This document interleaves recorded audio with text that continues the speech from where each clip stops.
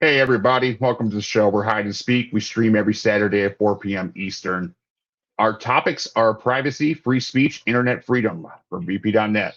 If you have any questions during the show, feel free to ask. You just go ahead and type capital Q, colon, and then give us your question there. What not to expect: no religion, no partisan politics. And a bit of a disclaimer: the opinions expressed by members of our panel are their own personal opinions and do not necessarily reflect the views of Hide and Speak or vp.net. So I just want to say, hey, everybody, my name is Shane. I'm the Chief Operating Officer at vp.net. And Chris, how are you doing today? I am doing well. I'm very excited to be here. I'm Chris Miller from the CMO for vp.net. Very excited to be here and excited for Nate to be here today. Sorry, Awesome. My name is Nate. I'm excited to be here. Thank you guys so much. Thank you for being here. And Nathan, how are you doing today? I'm doing great. Nathan, creative media specialist for vp.net, and excited for the discussion today. And lovely Susie, how are you today? I'm fantastic. Happy to be here and excited to get to discussions. Absolutely wonderful. Thank you for being here. I feel great about this show today. We have Nate Bertram here. He's the creator of The New Oil. You can check out his website at thenewoil.org. He creates content designated to help beginners take control of their data and regain their privacy online. So before we start the show today, I want to show vp.net some love. We just want to take a minute to thank vp.net for supporting Hide and Speak and giving us a platform to connect with all of you and give you a voice. A lot of people think this is our job, but it's not. If it was, we wouldn't be doing it on nights and weekends.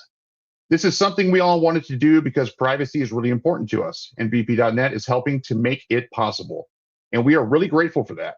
So if you want to show your support for Hide and Speak and keep this show alive, the best way to do so is by signing up for vp.net, which comes with the added benefit of being the only verifiable zero trust VPN in the world.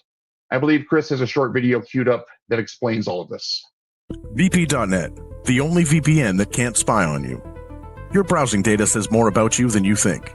From marketing companies to hackers, everyone wants it because it's worth everything. And they'll stop at nothing to spy on you. Your searches and the sites you visit, that's enough to paint a picture.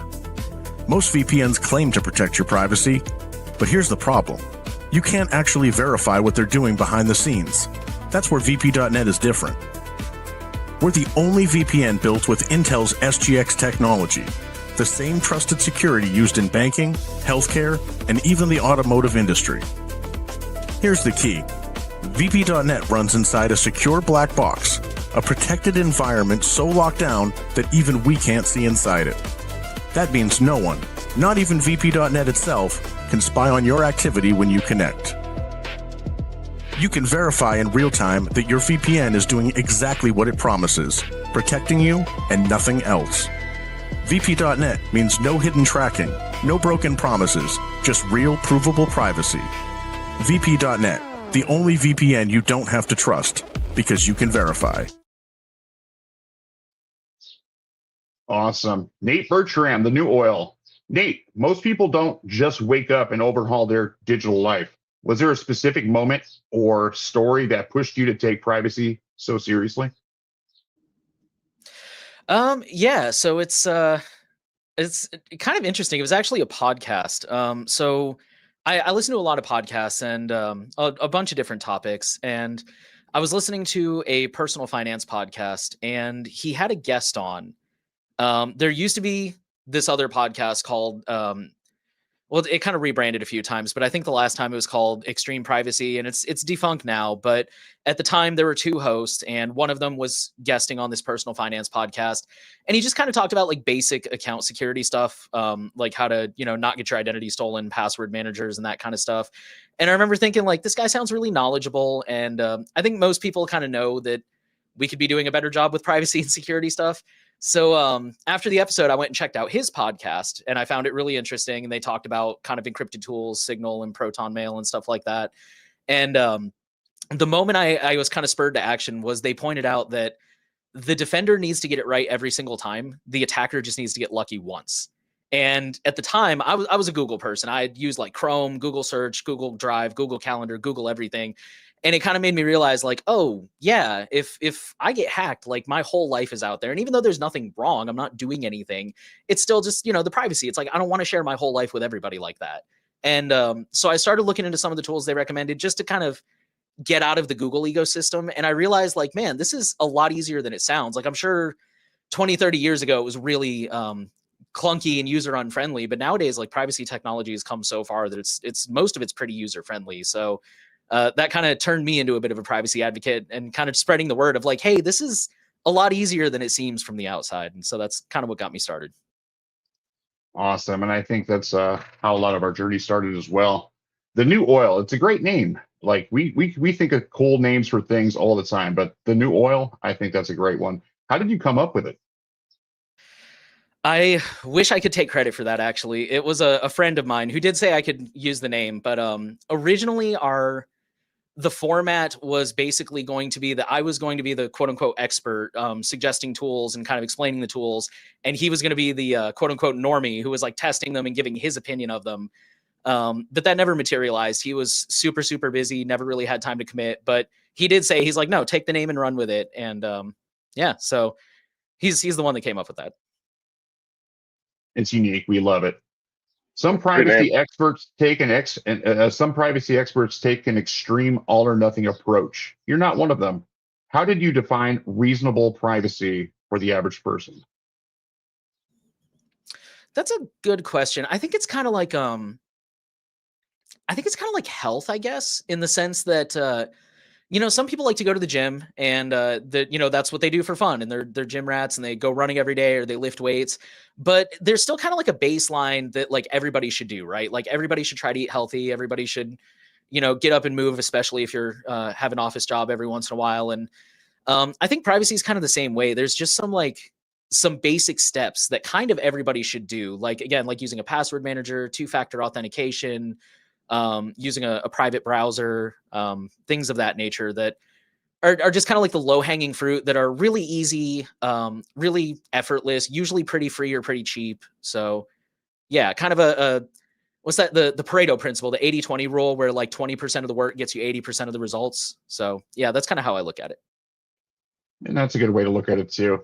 Mr. Miller, how would you define reasonable privacy? It's a good question. I think it's like you said, it's just a individual choice. I think that means very different things to different people, and I think if there's some people have very different risk levels too. If I was a journalist in North Korea, then like reasonable privacy for me might mean like living in a sewer and never coming up to see the light of day during. But for somebody else, it might mean something completely different. So I think it's really about being educated on what the risks are and then figuring out how far you can go, where that compromise level crosses the point where it's no longer a benefit to your life. Because I mean, you can go fully off the grid, never use the internet again, and sure, that would be the most private, but now you have no way to talk to your friends. You probably can't have a job. You can't watch hide and speak. It'd be a horrible, horrible life. So it just comes down to finding that right balance for each person, I think. Right. I do believe Well it is said. finding that right balance. Mr. Nathan, how would you define reasonable privacy? Yeah, well, like, I mean, obviously, Chris and Nate just pretty much covered most of the bases here, but I guess my angle on it would be, one thing I like to do is just help my friends and especially obviously my parents. We all have parents that are, older and not especially tech savvy and just get them to avoid the real bad things. Like what were we talking about on vp.net blog the other day, the Honey app and all of these free apps that, just steal all of your data and collect all this stuff. And, obviously teaching people about phishing emails and things like that. So that's really, at least get people to think about it before they start clicking on things, I think is a big angle for me.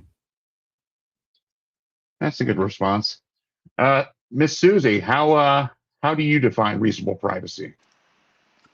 Well, one of the things I've learned over the years is that the closer you get to security, the further you get from usability of whatever you're trying to do.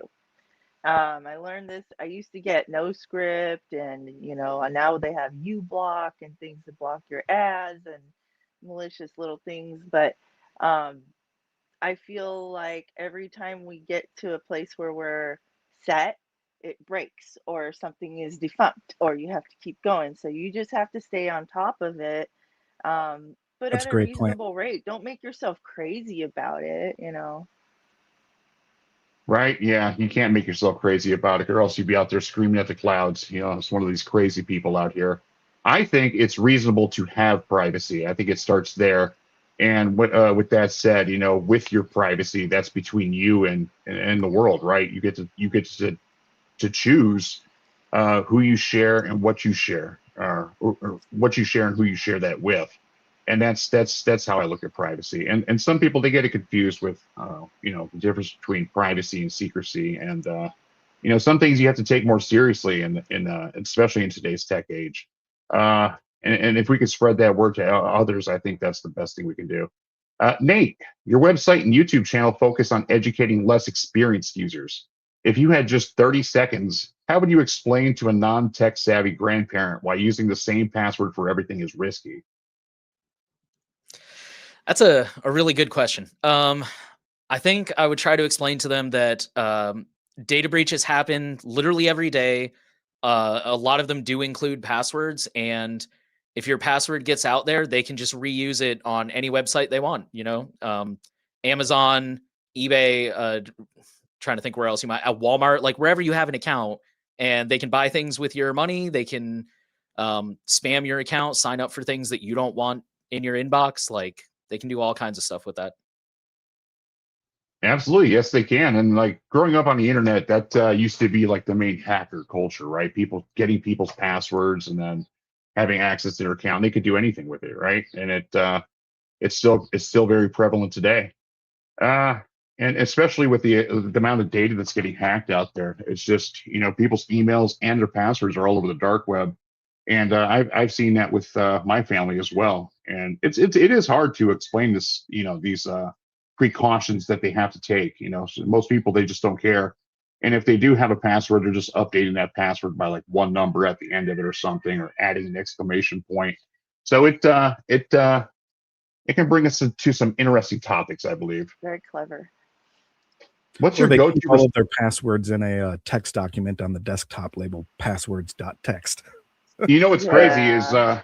how many of us are in here are guilty of it, and how many people out there watching are guilty of this. I sometimes do that if I don't have time to move to a password manager or something, I'll just make a temporary text file. And I realized that was like not the right idea to do things. I should know better than this, but I had to do it at the time. And yeah, I mean it's those things too. And then you forget about the file, and all of a sudden somebody else gets it. Or I remember like a million years ago, like when Gmail was literally still in beta. That's when I first got a Gmail account, and I had a Hotmail before then. And I remember I was going to switch over to that, and I was just like, well, what if it doesn't go good or anything like that? Or what if I lose my password to it? So I remember going into my new Gmail account and emailing my password for my Gmail account to my Hotmail account, and then going into my Hotmail account and emailing my password to my Gmail account, or to my Hotmail account over to my Gmail account. So that way, if I got locked out of either one, I could get back into it, which is like, yeah, you just handed all the keys at once. You know what I mean? Like, but that's the right. thing. Like a long time ago, when we were first going on the internet, I don't remember anybody even mentioning the word privacy or anything like that for years. It wasn't until like years later where I started hearing people start talking about it, and like that was, at that point, millions and millions of people had already been hacked before we realized, oh wait, we got to be careful here. This is kind of a wild west out here. That It is is a what wild it is. west out there. It really is. What's your Yeah, it's not response until it when happens to you. exactly when it happens to you? And it's not if it will happen to you; it's absolutely when it will happen to you at some point. And that's why we have to be so conscious of these things. That one little phrase, one little thing, can give somebody so much access to your life. And like Nate said, be able to purchase things as you, or be able to message your family members and pretend to be you. And that's like there's just so many worst case scenarios out there. There's Nate, a common misconception too. Like I've heard people say like, oh yeah, I use the same password, but it's like 40 characters long. It's got letters and numbers and characters, so they'll never crack it. And I'm like, but you don't understand. It's not about your security level. It's about every website you put that on. If they get hacked and their database reveals your password, hackers are going to take that and stick that same password into every Copy-paste. major website, hoping to get lucky. And with you, they're going to get real lucky. So like, you can have a password that's literally impossible to crack, that no one could ever in a trillion years with a quantum computer could ever crack your password. It still doesn't matter. If you use the same one on everything, you're eventually going to have everything breached. Absolutely. I'm glad right? you said that, because Facebook, I want to say it was in 2019, Facebook had a data breach, and it turned out they were storing passwords in plain text. And this is Facebook in 2019, one of the biggest companies on the planet who can totally afford to hire good cybersecurity engineers. I don't know why. I couldn't tell you, but it just goes to show, like, I love that example because it points out what you said. Like, yeah, if it doesn't matter if you had literally the world's best password, congratulations, Facebook just leaked it for you with literally zero obstacles whatsoever. Exactly. Right? You can have the best password in the world, the hardest one ever, right? And it's totally secure. Well, that's fine. They'll go hack the admin of the website and take their password, log into it, and then get your password because it's in plain text. And they file dump it somewhere. Yeah, and so that everybody's passwords are out there. And, that's what they do. Well, and then how many websites offer, log in with Facebook? Right. And that's what everything is turning into. So it's like, it's not even, they don't even need your password. They just need that little code. Yeah, sometimes. There was a little tip I got to put a comma in your password because sometimes the file dumps, it'll screw up the copy paste. Yeah. I'm not sure if they got around that yet, but I heard that quite a bit. The thing is, too, is these hackers, they're smart. They're smart individuals, right? That's why they're able to do a lot of things that they can do. And that's the thing is these are just the things that we do know about. What about the things that we don't know about? What about the ones that hack people's passwords, log into the accounts, like don't really do anything, but then they have access to everybody's stuff? They stalk. And it's like that for years. They just don't say or do anything about it, but they have access to everything, right? So they can at any point do something. And that's the scariest part. China's done that to the U.S. a couple times, yes. Yeah, absolutely. With the Salt Typhoon, that big thing going through the FCC right now, where they sat in the servers of the telecom companies just dormant, like doing nothing, going undetected. They got past all the firewalls, all the security systems, all the security mechanisms until one day, boom, and then everything just shit hit the fan. It was terrible.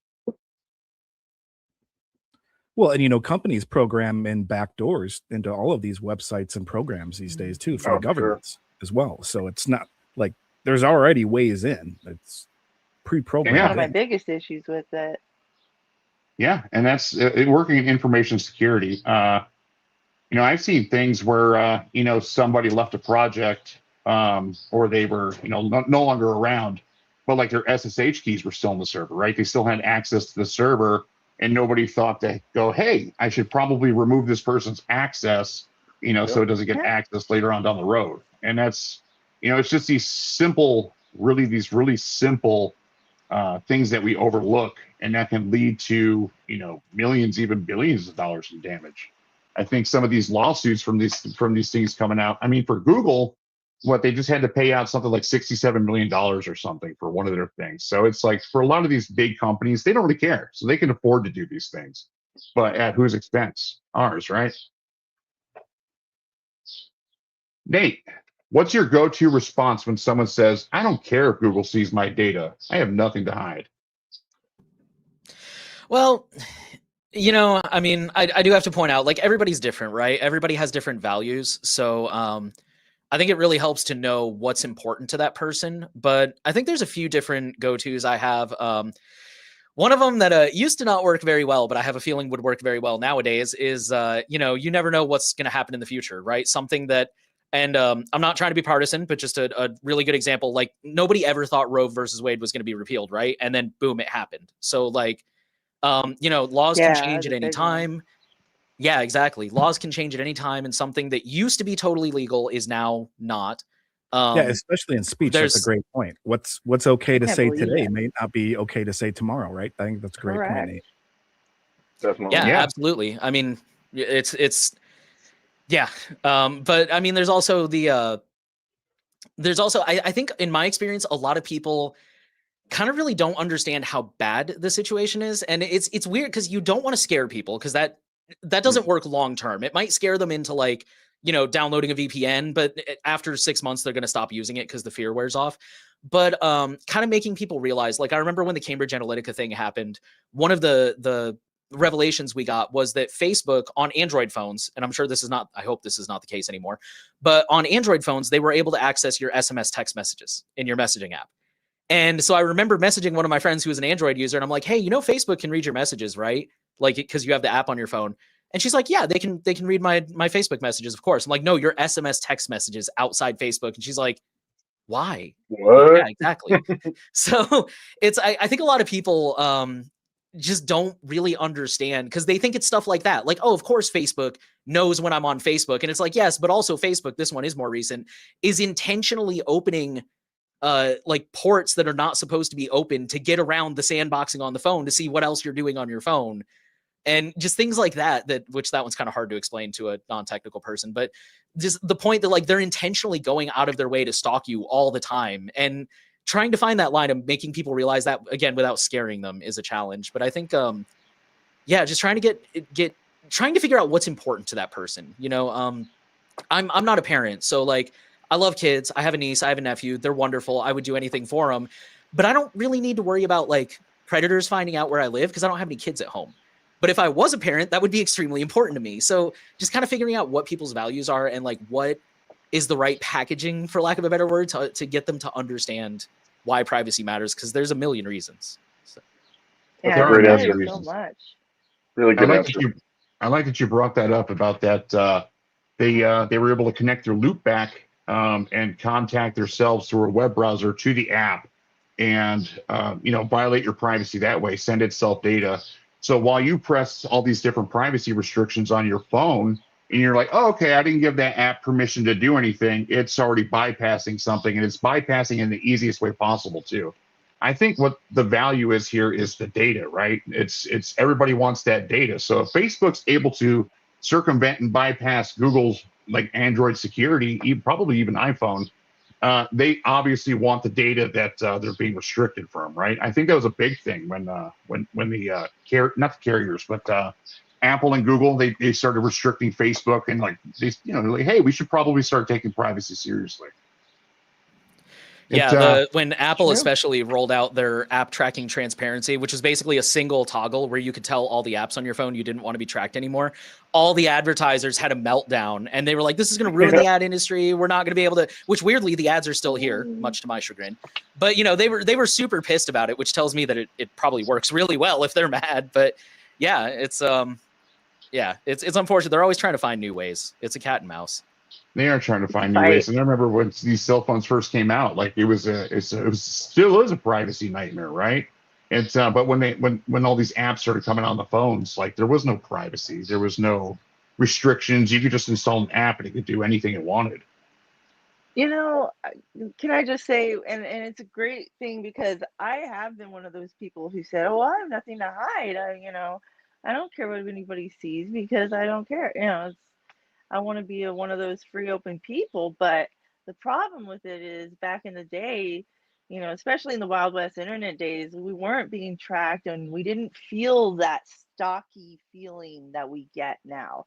And I think that it changed my opinion because I assumed that people would just be inherently good and not do that kind of shit. Okay. But they do. Right? I used to think the same thing. It's funny. You said a couple things I want to mention. One of them is I want to say this is one of the reasons I'm so passionate about privacy, because I too used to be one of those, like, I have nothing to hide. They already know everything about me. Like, I was the kind of person who impulsively filled out like every field on a website. So like I was on Facebook, I was on Google, I was on Twitter, I was on Snapchat, I was on all of them. And so that's one of the reasons I'm so passionate about this is I'm like, look, if I can do the privacy thing, pretty much anybody can. Like, I was the person using my real name, posting my phone number, posting my address, posting every thought in my head, which is so hard to believe knowing me now. But I used to be that kind of person. So again, it's like I'm living proof it can be done. But yeah, I think it's and the other thing you said is a lot of people have that attitude of like they don't realize the kind of damage that can be done with even just a little bit of data, which is good because it means you're not a terrible person in the sense that like a lot of people have this. I don't want to use the word naivety, whatever, however you pronounce it. I don't want to call them naive, but people don't think like that. They don't think about like, oh, here's all the terrible things I could do with your name and date of birth, or your phone number or whatever. And it's like, that's good that you don't think about that. But unfortunately, there are people out there who do think about that and they know exactly what they can do with it. They're not malicious. And it's that I always forget what the word is, but it's a logical fallacy where you kind of just assume that everybody else is like you. So again, it's like, you're not a terrible person. You would never do that to somebody. So it's kind of hard for you to wrap your head around. I listen to a lot of true crime, and I heard about a case recently where the jurors, the thing that took them the longest to come back with a verdict was they had to convince one of their fellow jurors that like, yes, somebody would harm their family like this. Like that one juror just could not wrap their head around like, oh, I don't think he did it because who would hurt their family? And it's like, no, that happens all the time. So yeah, I bring that up to show again. It's like, that's how a lot of people feel about privacy stuff. It's like, well, I wouldn't do anything. So. Well, and just to piggyback off what you were saying previously too, Nate, I mean, a lot of people just don't even know. They don't know that Facebook tracks your location anywhere you go on your phone, even if you're not using the app. They think, oh yeah, maybe if I made a post and added my location to it, then they know. It's like, no, they know all the time. And it's not just Facebook, it's X, it's every application out there nowadays. So really, I think the important thing is just making more people aware of what's actually going on. Because when people become aware of it, then they're like, oh, I don't want any of that. Yeah, I mean, to give you an idea, like how bad Facebook wants their data, they got in trouble years ago because like they got caught tracking millions and millions of people that never used Facebook. Yeah, so think about that for a minute. They never agreed to anything. They never said, I agree to your terms of service, nothing. Because you remember how for a long time, the Facebook like button was on every website in the world. Like every website, every blog post, every picture, anyone who posted anywhere, it had a Facebook like button on it. You could click that and it would like automatically like it on Facebook. And it was like all the rage in marketing. That's what everybody was pushing for. And what they realized is that put a little bit of Facebook tracking code on like every website on the internet. And Facebook was tracking all of the website visitors, whether they were logged into Facebook or not. So they were tracking millions and millions of people who never even agreed to join Facebook or never agreed to any of their terms. So they just believe me, if they'll do that, right? A little exactly. ID number.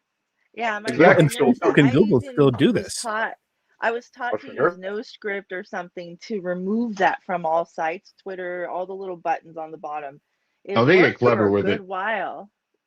Yeah, but nowadays it's like if you have a small business and you don't have a Facebook account, Facebook automatically generates an account for your business. It posts your website, your phone number, and Google does this too. It's crazy. Wow.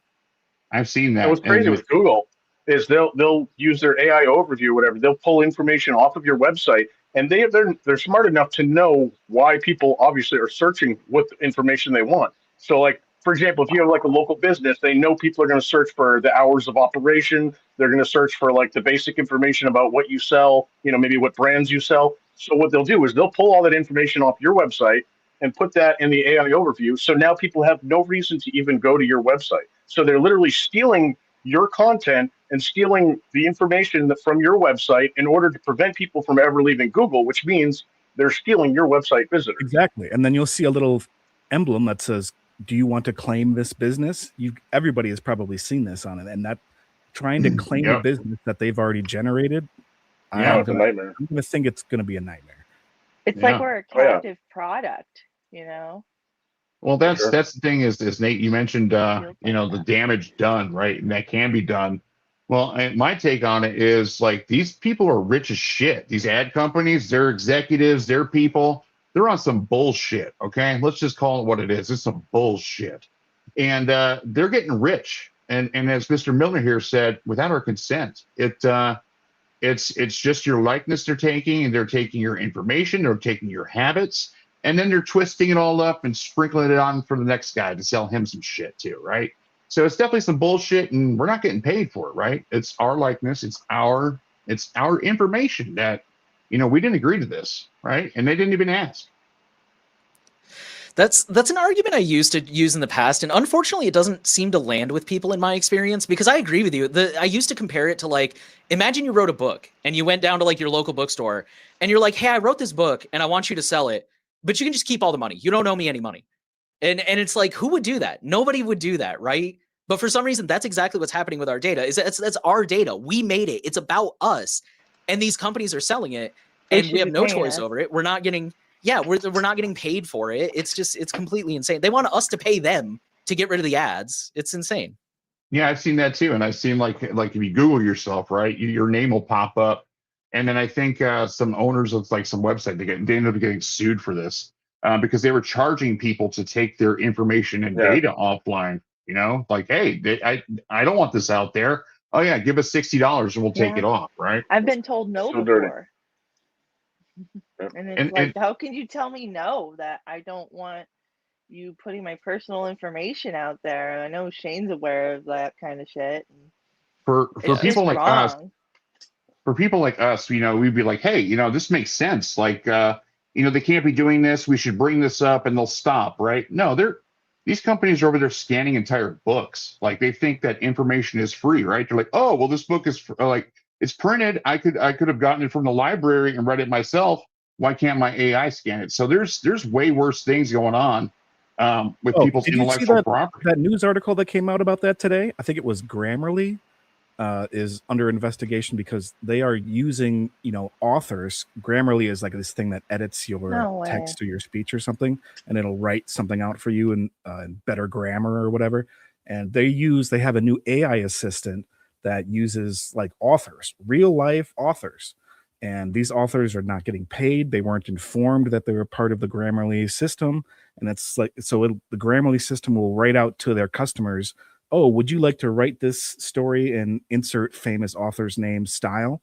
And that famous author is not getting paid. That's crazy. Didn't go into any of this or agree to any of this. So that's the level where you owe somebody money. Sadly, that does not surprise me. It doesn't surprise me either. But you would think like one of these people would be like, hey, if we're going to do this, it's a great thing for our company, but we should probably, give these guys some like market share of this or something, that makes sense.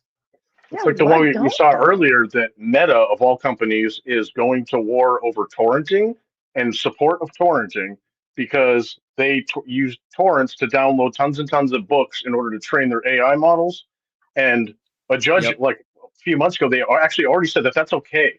They said that was fine, that they stole all of this content and trained their AI models. And now they're pushing for, because there was another lawsuit, because Meta was even taking some of that stolen content and serving it in the results to people. So now they're actually distributing the stolen copyrighted content. So they're actually trying to argue in court that should be fair use too, that big companies should be allowed to torrent and steal a bunch of stuff to train their AI models and even to distribute that copyrighted material without penalty.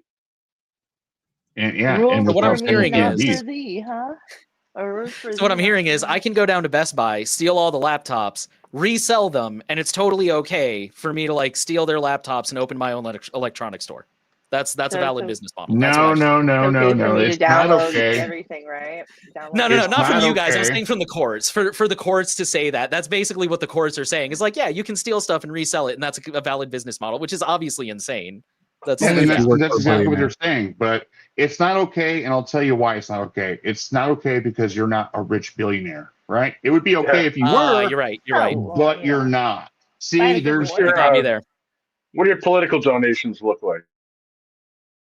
Right? Where's your sponsorship ad? Who owns you? Well, and I think that raises kind of a bigger question too in this day of AI. What is copyright law even going to look like going forward here pretty soon? We already kind of know, right? I think Trump he fired the copyright people. They're pushing for this. Sam Altman even said that hey, if we don't get all this intellectual property, other people's shit for free, AI will die. We will lose the AI race to places like China, right? Like, okay. So at the cost of like fucking people over and like ruining their livelihoods to beat China, as if China's not probably like 100 years ahead of us anyways. Well, it's a They cheat code owe with us. Trump. If you They just owe say us. China's going to beat us if we don't do this, he's like, well, we got to do that then. Like he's so obsessed with making sure we beat China on every front that's like the cheat code that tech companies have figured out right now. As soon as they're doing something messed up and get called out on it, like, hey, we have to, or China's going to win, and then Trump is like, well, we got to do that then. China. I do think it comes down to which judge you get on this, right? Because Anthropic has to pay $3 billion. They went out and got every book they could, ripped the spines out of them, scanned every page, right? Well, judge said you can't do that, and you owe these people some money. So I'm not sure what's Yeah, going they on with the do. Facebook stuff. I kind of try to mentally tune Facebook out, but with us, like we know how these guys work. They they just set a budget aside for like, if shit hits the fan with this, we got the 50 million right there. It's whatever, we'll deal with that, when we have to deal with it. And that's exactly how they think. Totally. It is, and this is just a cost of doing business. They'll do anything they can. They're paying tons of money for lobbyists to allow this Mhm. kind of thing. They're doing everything they can. So if you think that this information isn't very valuable, why are they spending so much money on it to obtain it? And that's the thing is, I think with the new oil, right? I mentioned this before. It's like, what is the new oil? It's data, right? Data is the new oil. He's right. That is true. Exactly. It's the new gold, man. Everybody wants it. Like in these AI companies, they're running out of data to have. Like they've already we already have all of human history and everything that can come from human history, but we need more data, right? They're training I their remember AI models. Larry Go ahead. Ellison, he was on that investor call, and he was saying that all of the different AI models, we've all trained on the same data. We've all stolen the entire internet, and every book, and every movie, and everything we could possibly get our hands on. So they're saying the only way to get ahead now, and the only way to have truly valuable data for an AI is to train them on people's personal private data. Like he literally said it out loud, like the only way that we're going to advance further here and beat people is to train on your private data. And he did say that. He also said that maybe humans would stay in line if they knew they were being watched by AI. And They're making. Sorry, go ahead. No, yeah, go ahead. No, they're making bodies out of our likeness. Not only that, Grok got caught doing things with underage people that they shouldn't be doing, and now he's working with the government doing it. I mean, yeah, integrated in what's the all deal systems. there? Integrated That's into how all It's systems. okay. There was a girl who okay? was an underage person on X who was being harassed by people who were using Grok to take her pictures and then put her in like bikinis and in lingerie and stuff like that. And at the same time, they were rolling out age verification because I think she was in the UK, and she got locked out of the ability to look at her own profile because people were making like adult images of her while underage. So she's like, so I'm underage, so I'm not allowed to go to my profile to report the image that people are making of me. It was absolute insanity because it's like they're putting so many different laws all together, and they're trying to push everything so quickly. There's like not a whole lot of thought put into the process, so they're just throwing things out to see what works. And we saw the Discord. The Discord tried it and immediately got hacked and lost billions of records or whatever. So that's the thing. Like these are very sensitive systems that are like changing how humanity operates, and like they're just like throw something out there and see what happens. You know what I mean? It's like, but the risk is us. It's our data. It's our lives. It's everything we've worked for and everything we're working for every day is all being jeopardized by these crazy laws people are throwing out, and they don't even really understand what they're doing or how they'll work. And it's always rules for thee and not for me, right? Because you look at X and, they just rolled out some new thing like, oh, you have to label everything if you put AI. And then the next day you have literally the White House putting out AI videos, not labeling it. So it's like, what is actually going on here? Yeah, they're not setting a good example, but that's the thing too, is maybe France is, because they went and kicked X's shit in France. They just went in there, into the X office in France and, seized everything they had. And You know, it was a big thing. I haven't heard anything about it now, but that was right as that bikini stuff was happening. And it's funny because we're not doing anything about it. And Epstein didn't kill himself, by the way. We don't arrest But pedophiles. France is the only one to be doing it. Is the crazy thing. And I hope that sets a precedent because that shit's not okay. Go France. You know? It's not okay. I don't usually say that, but go France.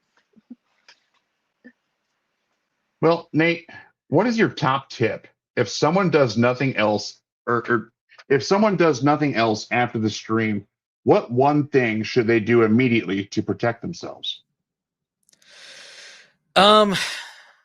Okay, so I think the easiest thing to start getting back privacy would be using an ad blocker. Ad blockers or ads, I should say, I think I'm only just now starting to see people talk about this, but I think the ad tech ecosystem is probably one of the biggest privacy concerns out there right now that nobody's really talking about, in my opinion. You can look up real-time bidding online later, and you'll just find tons of articles. And there's a great book. I actually have it behind me. This author, Byron Tao, he was like an investigative journalist for the Wall Street Journal. He wrote a book called Means of Control that explores the advertising ecosystem. And basically, just to give a real quick recap, 30-second recap, when you go online and the website has an ad, your data gets submitted into an auction. And this all happens in fractions of a second, of course, because it's all digital. And that's when advertisers decide, do they want to bid to show you an ad, and how much do they want to bid? And even if they don't bid, they still get a copy of all that data. And we have several examples where it's been proven that governments use this to surveil people. So putting on an ad blocker will also just make the internet so much nicer. It's so wonderful. I haven't seen an ad in years, and it's amazing. But in terms of like, the other thing I would say is maybe use a password manager, because that is, we talked about reusing passwords and stuff earlier, and that's a huge risk that happens all the time. But I also recognize that one kind of takes a little bit of work to get set up with. So I would tell people, like, if you're just looking for, like, you're on the go, you can only do one thing. An ad blocker is going to protect your privacy, but a password manager will definitely long-term protect your security a whole lot more. Absolutely, I agree. And that's something as simple as uBlock Origin, and just to see the level of what it blocks. Now, if you want to get really fancy with it, block it at the router level. That way you can see all of your devices and all the bullshit they're trying to see. Yeah. That's actually, I want to do that sometime later this year. That's, I think, going to be my next big project. We just got this make videos router. of it. Let me see if I pull it up here. The GLMT6000. It's just a basic Linux router, and honestly, I've been able to see so many different security issues with the devices that are just like on the LAN, like your cameras and stuff. They ping or they send data to God knows where, and you can kind of look at the domains and you see like your cameras are sending things to ad companies. So I'm just going to say it how it is. Like, ad tech is cyber warfare. Like, what's right? up with that? Yeah, what is up with that? And that's the craziest thing, is that this is happening, and you would never think like, oh yeah, they wouldn't do that, right? No, they would. And you can't just go install uBlock Origin on your fucking camera, right? So people, they don't think about this, but luckily other people do. Yeah, we took down our Google cameras because, well, I used to have Nest cameras, those kind of. Nest was actually pretty good. Nest was a reliable service, but it's one of the things that Google bought and killed. And now, I mean, I guess Nest still exists, but I took all my cameras down, and now I'm getting email ads. Please come back, please, we'll give you this much off. We'll give you a free month. And I'm like, no, it's once I took my cameras down, then they send the emails, and I'm like, eh. And I think there's some kind of investigation that's happening. I haven't paid too much attention to it. I probably should have. Where I think the police were able to access the Google Nest camera footage, even though they didn't have service. Like, there was no paid service to upload it to the cloud. And even though that was the case, they were still able to access that footage. That's, I mean, I think it speaks for itself. It was the kidnapping, right?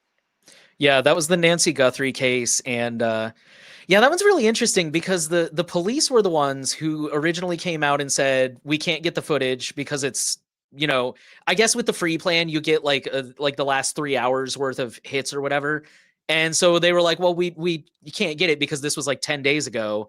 And then out of nowhere, Google was like, "Oh, we found it," which is, yeah, I try to be very fact based, but it's definitely not a good look at bare minimum. It's The definitely, I NSA found understand. it. Yeah, it's No, super. It raises a lot of it, questions. I Yeah, mean, Flock Safety has something similar. Like I've seen that so even on the cameras, some of the ALPRs that only take pictures, some of the newer models, they will actually be recording video before and after like each one of the pictures, and they save it on their servers. And like it's an upgrade. You can pay extra, so and you don't have to like do it permanently. So if there's like a specific case where they're like, shoot, that was almost enough, but we need like a little bit more data, you could just like pay an upgrade and then they'll give you the video data for that. So it's like, one of their big things there's like, oh, well, it's just a single picture. There's only so much you can do. But meanwhile, like they're recording a video and offering that as an upsell. So, I mean, that's the thing. All of these services, like there's what they tell you that they're doing, which is like a little small sliver of what they're actually doing. And like that stuff, you don't ever have access to. They're not going to talk about it. They're not going to like let you see that data or remove that data or anything. It's like, every site you go to, every app you use, you go into the privacy settings and there's all these little check boxes. And then you get to a certain point where everything's grayed out and you're not allowed to uncheck those boxes. And it's usually the worst stuff. And you're like, that's the one I really want to get rid of. But like they just don't even give that option, which it's like insulting. Like, why even show that now? Like, you're just rubbing it in my face that I have no rights here. I think Well, one thing that's helped me why with can't we take batteries out of our phones anymore, right? Yeah, for that obvious too. reasons. For obvious reasons. I had a And question actually. I'm sorry. before you couldn't take your batteries out, if you did a specific combination on your iPhones and you were out of like juice, like it was 0%, like it would immediately give you like 5 to 10% battery immediately. Like how does it just give you that? What it does is it left the battery in reserve, and if you absolutely needed to use it for whatever reason, you could, even though normally your phone was shut down, right? And this is how they were like, like the NSA probably, God knows who, are able to turn people's phones on like remotely. Yeah, your phone on your iPhone, it says even when your phone's dead, it says iPhone is findable. So your phone is dead, and when you push the button when it's dead, it still pops up a light with the battery. So there's a battery there. If the battery's dead, the battery's dead. But I had a question with Chris Miller. I had when we were talking about all the flock stuff, something popped in my head later on, and I on the spot I didn't have this question when they were here, and I wish I had that they were. But he said, "Oh, something about legally, it's just the cars that they're not tracking, right?" But then he said something about, "Oh no, no, no, no, those were the cameras." So which is it? Like you guys are doing it just with a different device, right? Yeah, they have That's the different thing. devices. Like we were So you mostly can't talking about surround the that. ALPRs, which is like their Uh-huh. weakest technology that just grabs like a snapshot of the back of the car generally. But what the thing that got hacked there was AI powered cameras, their Condor series cameras, and those things like they have full facial recognition, biometrics, gait, My gosh. everything. They're tracking and monitoring every possible thing. They have gunshot detectors, that they were originally. Remember, Dr. Padfield was showing us they had those gunshot detectors that was what they were Mhm. originally sold as, and all they would I do let was tell you PD if there use was a it. gunshot. But then later, like they started changing the marketing and the messaging on it, and they said like I forget what the words were, but it was something about like certain types of speech. So it's like, okay, so this isn't a gunshot detector. This is a camera connected to a computer and AI that's analyzing everything that's happening anywhere near it. They Right even have here. they have camera drones. They have so Flock. Yes, they have the license plate readers, but they literally have an entire suite of surveillance products now. Yeah, and that's Yeah, the thing where later on I was just thinking about how that's a bit disingenuous to say, well, this product doesn't do it, our other one does. but it's the corporate rigmarole, right? It's semantics. Like damn well what we're talking about, right? But it's like, yeah, this ALPR stuff. Not Yeah, no, that one. This yeah. one. Well, yeah, technically right, but it's not right. And that's the thing is, is they get so much information, data, and they can predict things on us. And we use all these different services. I'm sure we have apps on our phone that we all have come to love, right? With AI now built into nearly every keyboard and operating system, has the fight for privacy already been lost, or has it become even more critical? I mean, I definitely don't think the fight's lost, or else I wouldn't be here. I the work I do takes a lot of work. If I thought the fight was lost, I would just quit and go play video games. But it's, I think, like I said earlier, it's a cat and mouse. And I think AI is definitely a new threat. I mean, there was just an article last week, I think, about how LLMs are surprisingly good at revealing personal information about you. And that really doesn't surprise me, to be honest. But I think it's definitely introducing some new threats. But I think, like I said, it's a cat and mouse. And I think over time, there will be new technologies that will come along that will enable us to fight back against them. Because I mean, we've got, and I think we talked about this on Wednesday too, there's the Meta AI glasses, and now somebody rolled out an app that tells you if those are in use nearby. And there's, when facial recognition started to become popular, I don't know if it's still maintained, but there was a project called Fox, like the Guy Fawkes mask that you guys have in your logo, and it would introduce invisible noise that you can't see as a human, but machines, it just completely screws them up, and they don't know what to do with it. So it breaks facial recognition on photos that you upload online. Again, I don't know if that's still maintained, so I'm not necessarily recommending that tool. But the point is, like, I think there is a constant cat and mouse, and legislation is slow, but I am hoping, and maybe this is me being naive, I'm hoping someday we will get some kind of privacy protections. I know some states are rolling out individual, like California has a pretty decent one, which of course has carve outs for the government, as it always does, but at least it reins in data brokers a little bit. And I know like Illinois has really strong biometric privacy laws, and even some cities around the country have been able to like not renew their contracts with Flock. And so, I mean, to me, it's all like a multi-pronged approach, right? Like we can't rely solely on legislation, because sometimes companies break the law, cough, cough, Facebook. Not just Facebook, but they do it a lot. Sometimes companies break the law, but then sometimes there's, situations where it's just not technologically feasible. There's not a tech solution that you can roll out to do something. So I think it's like a multi-pronged approach, and I have to remain hopeful, point blank. So, yeah. It's all we can do is remain hopeful. I'm always teasing Nathan and Mr. Miller here. I'm like, so when are you guys rolling over to Linux? When are you guys coming over here to Linux? And I just saw, Windows 12 is kind of announced, and it's a completely AI operating system. That they can't push this Copilot shit enough, down everybody's throats with their office suites, and and putting it here and putting it there, and it sucks. But now they want to make a full operating system out of it, right? And this was my privacy concerns for this was that Windows recall, which would take screenshots. It would literally record everything you do and see on your computers, and then you could recall it later. So you're like, oh yeah, hey, give me that number that I typed in like 3 days ago. I can't remember like how many digits it was. Can you find it? And it would find it for you. And I'm like, whoa, yeah, that's not going to get fucking abused. Well, here's the thing: it's like it may not get abused, but they're just going to make it a whole operating system out of that shit. It's concerning. It's concerning. Yeah, I think that story actually turned out to be not true, but I think it says a lot about Microsoft that story was so believable, right? Like, of course, Microsoft would do something terrible like that. So, it's funny. I remember a little while back, I saw two stories together. Every once in a while, you get two stories together in a news feed, and it's just like the comedy is the collection of stories together. And there was one that was a Microsoft engineer bragging about how 75% of the coding done on Microsoft Windows now is done by AI. And the very next story was a story saying 75% of new Windows features don't work. It's like, oh, that's just too perfect. Yeah, I think Microsoft has caused a lot of headache, especially for me. They release these these vibe coded updates, and they break everybody's computers. Like they broke everybody's shit. And customers are coming to us like, hey, this what's going on with this? And we had to tell them like, hey, this you got to roll back your Windows update. Even Microsoft admitted, we fucked up.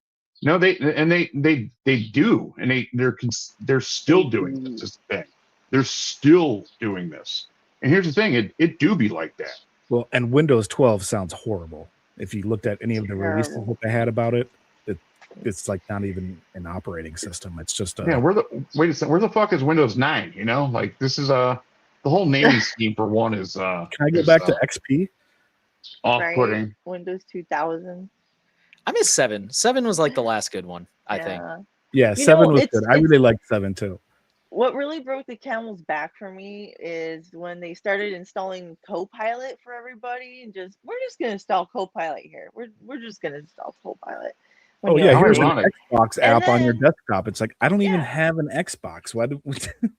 Yeah, not even yeah. that. I had a Mac, and I have a Mac, and I used Teams, Microsoft Teams for work when I used to work for FEMA and stuff. I would have to log in, and I'd get into meetings on my Mac if I was around, and Microsoft Teams hijacked all of my audio. And then from then on, the only thing I could select to use as audio was Microsoft Teams, and it didn't work properly. They broke my, I had to reinstall my whole operating system. It was just ridiculous. Like, why do you do this? Yeah, It's like why at do least they do that? at least like once every month or two, the Windows will release an update that will like wipe out everybody's network adapters or something like that.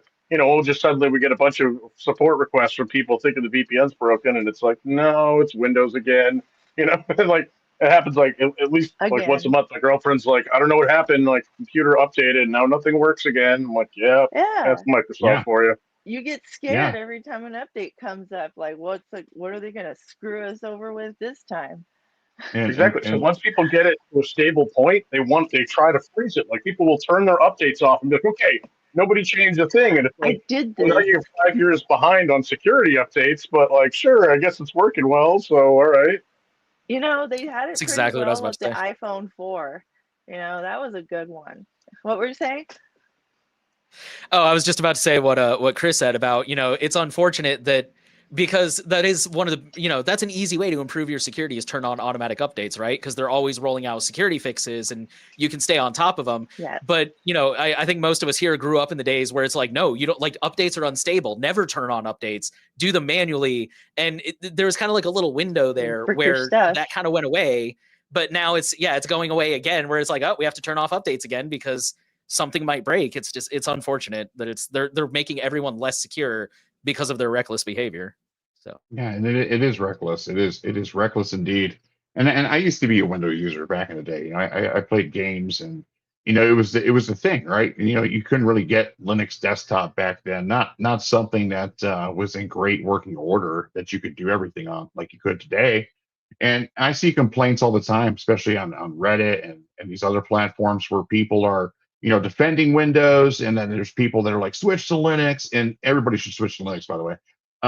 But it's when people's computers automatically have the cloud storage enabled and they can't turn that off. Like as soon as they create a directory on their computer and put some files in This is it, a great point. Oh, it's that's already annoying. it's already asking them, hey, you need to turn on this cloud computing stuff so we can back this up. Even And it's Windows. everywhere. Camera roll. It's Samsung, it's Android, it's iOS, it's Apple, it's on your phone, it's on every device now too. And nobody asked for it, nobody voted for it, nobody wanted it, nobody enabled it. We It just can't get got rid of it. forced onto everyone. And Yeah, it was crazy is Windows 10 became end of life, right? It no longer receives security updates. Microsoft is they made it end of life, and this was this past October that they did this. However, if you subscribe to their little file upload cloud service, you can receive security updates up until a certain date. So it's like, oh That's yeah, annoying. if we'll protect you from all You the gotta pay security vulnerabilities out there, but you got to pay us first so that you can upload all of your files to us so that we have all of your data and information. Like, I mean, it's a smart move, like if you're fucking evil, but and as Nathan said, it's like this on every device. But this is just one of the latest things from Microsoft, right? This is a weekly thing from them. And not only that, you got your camera roll, and let's say I've done this. Okay, this was my lesson learned about this whole situation because I bought a new phone. I was in, I'm going to the beach and I'm taking little pictures and I accidentally take a front face picture and my chin's all messed up and I'm like, oh my God, this picture. And then it's uploaded to the cloud and probably has copies everywhere of it. So, it's fun to know that. Don't you like knowing that everything's going up there, no matter, even if you accidentally took a picture? Don't Oh, automatically put your camera roll into a backup. the cloud that's above our heads. I think that Oh, Kamala Harris said that. yeah, it's like mine is like right about here. Yeah. Right. And an angel sits on it and shoots arrows. Doing. Pew, pew. Yeah. Yeah. That's the Well, signals, to my computer. Nate, which industry is doing the most damage to our privacy right now that people aren't paying attention to? Like I said earlier, I think it's ads right now. It's I'm starting to see more reporting about it. And I mean, they're certainly not the only ones. It's, the unfortunate thing about privacy is like everybody can pick a different answer, and I don't think anybody's wrong. But yeah, just the real-time bidding thing, and ads are so like, thankfully you mentioned uBlock Origin, which is a fantastic extension to put on your browsers. And, Brave comes built in with an ad blocker, which there's plenty of criticisms against Brave. I accept that. But my point being is like, you have browsers on your desktop, and even on some phones, you have browsers where you can add an ad blocker, and that really helps a lot. But I mean, ads or apps on your phone, a lot of those, it's hard, if not impossible, to block ads in there. IoT devices, TVs, just all kinds of other places where it's really a lot harder to block ads, and it's very insidious. And yeah, It I is think insidious. I needed a ruler, and how many people have a ruler sitting around, right? I didn't have a fucking ruler. Excuse my language. So I'm like, let me just download this ruler app real quick because it's it can do that, and it did. But as soon as I open it, it's like popping up with ads, right? And it's like, you must watch this for 5 seconds if you want to use this ad, or if you want to use this app, right? And it's like, wait a second, this said it was free, so I uninstall it. I installed 2 more. They're all like this. It is insidious. I think that's the It'd be kind that way. word of thing. It's bullshit. And what's funny is this is a little bit of a personal rant, but it's related. I used to not be a big TV watcher. So when I met my wife and we started dating, I didn't even own a TV.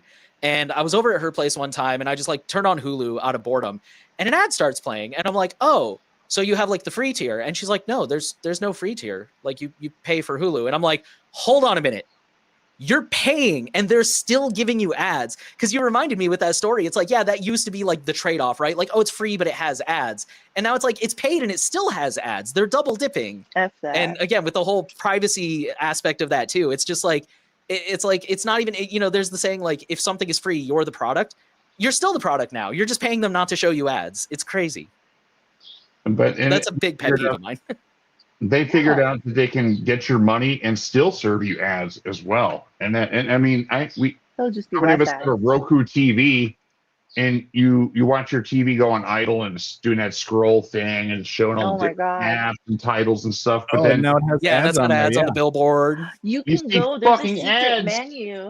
I had to find out. Remember, I found a secret menu. You have to do a certain, like, with your controller up, down, left, right, A, B, A, B. You have to do some crap like that with the controller, and then it I think will send you to the I think they secret menu, fixed and you have that. to turn off the ads. And yes, they did try to fix that, but I refused to update any further. Oh. Yeah, See, that's what I did think wrong. I updated and now I can't do that anymore. Because yeah, that was amazing. I got so excited when I found that. No. I There- dumped mine actually. We don't use it anymore, right? For security, research, that's what we do. We do a lot of security research. There is a specific website out there that will allow you to gain full control of your TV with minimal effort. And it's I would suggest looking into how these TVs work and see, you own your TV. You What is own your that? devices. It's I don't know the website. I would suggest other people look at it. I don't endorse these things. However, go check it out and take control of your TV. Like, these are your devices. We need to put our foot down at some point. This like I said, it's bullshit, but it's our devices, it's our software, it's ours, right? At what point is this not ours anymore? And I do agree with you, Nate. I think the ad companies, whoever's involved with those, they are the biggest industry that's doing this to us, right? And it's not just our TVs; it's the Internet of Things now, right? Our TVs are just one thing, but now our fucking toaster and our washing machine. I looked into a security issue a while back, and it was like somebody's washer machine was like uploading like something like 100 gigabytes per day. I'm I guessing saw like that something story. Yes, aired out, something aired out, I something saw that. happened, or maybe it just got turned into a bot, Right. right? It was Somebody somebody's That's bot. hacked probably a it. botnet. Yeah. That's Yeah, it probably that's was. probably how these AI companies are offloading their AI computers. They're just putting it on our fucking toasters, and they probably are. Didn't they used to Hmm. target things to drone them or Mhm. mine things, mine Bitcoin or whatever it Oh, was, crypto or Yeah. miners. Yeah, crypto? Yeah. yeah. Excuse me, not good. People started Yeah, noticing their TVs were lagging, right? And it Mhm. was I don't know how they hacked it, or I didn't really I look into don't. it, but yeah, like, and I noticed it too, like with one TV, and there was no crypto miner on it, but when your TV is lagging, I'm pressing the button on the controller and the menu's not moving, and then like 20 seconds later, then it does all of it all at once and stuff. Like, in what reality do we live in where our fucking TV's lagging? Like, what are you doing behind the scenes other than showing me what I need to be seeing, right? It's Well, it was that just that big lawsuit that Why? they're taking like insane amounts of screenshots of everything that you do on your TV. And like, here's the thing: like, a lot of them, people will use those to connect to like their own personal data, their own personal pictures or videos, potentially sensitive ones. Doesn't matter. Like, doesn't matter if that content came from you or from the TV. If it's on your screen, they're snapping tons and tons of screenshots and saving it back to their server. So like, you got to and, think some people put some weird stuff on their TV, and that's all just getting stored in a server well, somewhere. and People use their here's computers. you guys heard of Netflix and chill, right? And there's TVs out there that you can sign into your apps and your services on your televisions, right? And it has a camera, it looks at you, identifies you, and then logs you in. How many people are like laying there naked with their girl? Like, want to watch the movie, babe? And Well, then they know who you you're know, sleeping with. yeah, and now they know you're Netflix and chilling, right? Wild. that's scary, and people are just like, yeah, that means I don't have to type in my password, like boop boop as your thing moves from one character to the next. I don't want to do that shit either, but I don't want it scanning my face. Yeah, and Right. now It's everybody's ridiculous. wearing the Meta Ray-Ban glasses on top of it too, right? So Yeah, that's not going to be happening for long, because if I have to do it myself, I'll start a revolution. I get it. It's probably good for like labs, or working environments, or I guess your home. Do whatever you want, with privacy in mind. But it makes sense, especially for engineering. You can be looking at something, see a complex problem, and then you have the AI see what you're seeing, and it can help you solve these problems a lot quicker. I get it. That's actually pretty cool, but we live in a reality where the bad outweighs the good, right? And I think yep, exactly. I think I saw this happen where Meta is under fire right now for recording people using the bathroom with these fucking classes. Yeah, I'm not okay with that. I'm not okay I'm with not my okay kids with that going to a either. public restroom anymore now because of this crap. Palantir's over here like, hey, check this out. Flock's over here like, I got one better. And Meta's over here like, yeah, well, we got the best. We got And the it's eye it's on it. it's fucking crazy. It's absolutely crazy. But I have a friend that tested all these different models out of these glasses, and he said that one of them was good for like watching movies and TV on. It's actually pretty good when it's on your, like, it's right there, right? It's more immersive. But you can have that with VR. You can have that with sitting closer to the TV if you want. It also means like you're no longer like watching something with a friend or a loved one. Like for me, like I don't really like to sit and watch TV alone. Like if I watch TV or movie, I'm sitting and I'm enjoying it with somebody, and like we're usually commenting on it, whatever, like as it's happening. But like I feel if I'm sitting there with like glasses right up in my face and I'm immersed in that, then like I'm no longer present. I'm not a part of that room anymore. So I just like that would kind of kill the experience for me. You're disconnecting, you know. Yeah, and that Exactly. I think that's it aligns with one of my beliefs, is that the things that we built to connect us end up being the disconnect between us, and it's sad that it's like that. We see these social media platforms. I mean, Mark Zuckerberg just admitted in court not too long ago that Facebook's not meant for making friends, right? It's no longer meant for these things. And you can go to your Facebook profile. I showed Susie this. I showed other people this. This is why I don't use Facebook. Is I'll be scrolling down. I installed that add-on. I think it's called Facebook Purity, FB Purity, and you just installed it on your Firefox, and then go log into Facebook. Scroll down, and it hides all that sponsored content, all the stuff it normally shows you. The stuff that filler content between you scrolling down and checking on your friends and family. And what I saw was it was like a 3 mile long thing of compacted ads that it was blocking, but it was showing you what it was blocking, and you'd have to scroll for like a minute. I recorded a video of it. I don't have it right now, but you'd have to scroll for like a minute before you could actually see what's happening in your community, what's happening with your friends and your family. And he admitted to this in court. So it's, the things that are here to connect us, they disconnect you. They really do, All right, I got more questions for you, Nate. I love your answers, by the way. I'm so happy that you're so enthusiastic about this. Mr. Miller, Nathan, Susie, and I, we live this life. We're about that shit. As soon as we wake up, for vp.net, we're on it. They're on it. In regards to privacy, and not just privacy, it's the fundamentals of how these technologies work underneath the hood. In order to be aware of things and help others to be aware of things, we need to understand what's actually happening ourselves. And it's not complicated. It's not complex.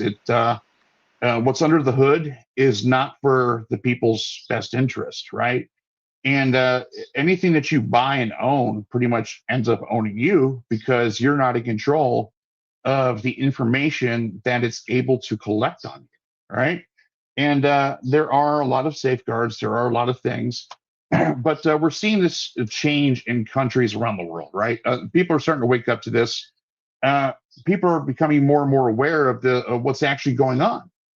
What do you think about so many different countries and U.S. states all pushing for age verification at the same time?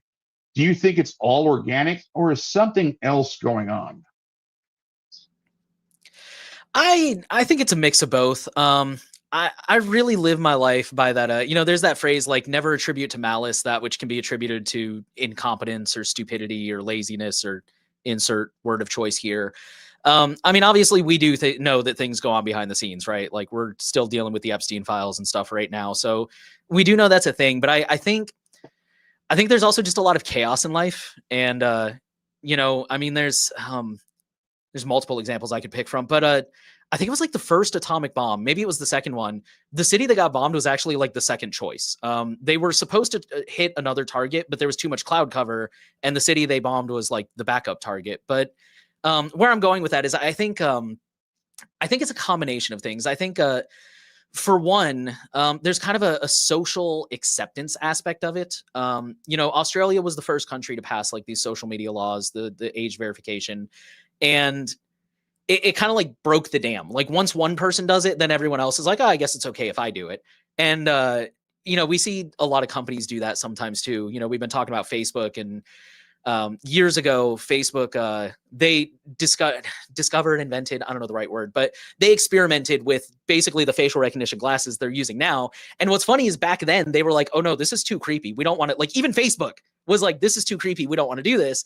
And for some reason now it's become socially acceptable with companies like Clearview AI and stuff. They're yeah, whatever. We want more money. We'll get on that too. So I think that's part of it is Australia kind of broke the dam and made it socially acceptable. So now everybody else is doing it. I think a lot of it is political laziness.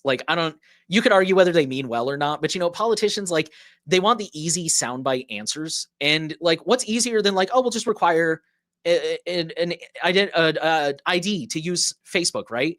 And the arguments, quote unquote, make sense, right? Oh, you have to show ID to get into a bar. And it's yeah, but I can show, I have a passport card, and I can show my passport card that just has my name and date of birth. It doesn't have my address and my height and my weight and everything else on it. Or, it's not a one-to-one, but they present it in such a way where on the surface, if you don't think about it too hard, it's oh yeah, this sounds totally reasonable. But it's just, it's a lazy, easy solution because what we need is something more nuanced, which in my personal opinion is to blame the tech companies. You were just talking about how Facebook's algorithm is completely out of control and insane. And it's funny because we have all these studies that show that like algorithmic social media is so bad for everyone. It's polarizing everyone. It's harming everyone's mental health. So, but for some reason, it's only bad for kids. We just got to keep kids off of it, right? So yeah, I think it's a combination of it's become socially acceptable. We recognize that there's a problem, but it's just a lazy, easy solution. Politicians want that like soundbite for when they run for re-election, and it's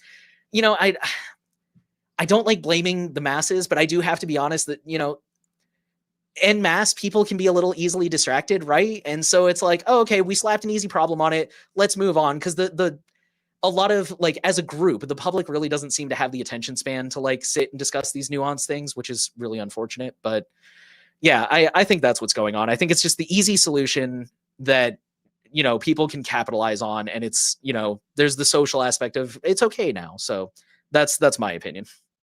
I think, and that's that. Thank you so much for that.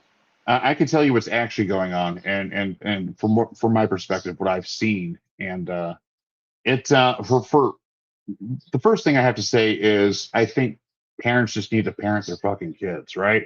And I'm going to say this Amen. jokingly, and this is just jokingly, so don't take it too seriously. Fucking ban all the kids from the internet, right?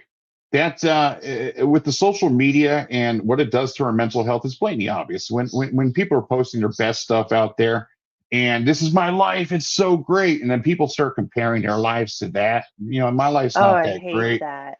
And it's not like that. It's we see influencers out there taking like photos and videos of their fucking dinner. Like, who gives a shit about that stuff? Well, that's the thing, is they figured something out, is that people compare themselves to others.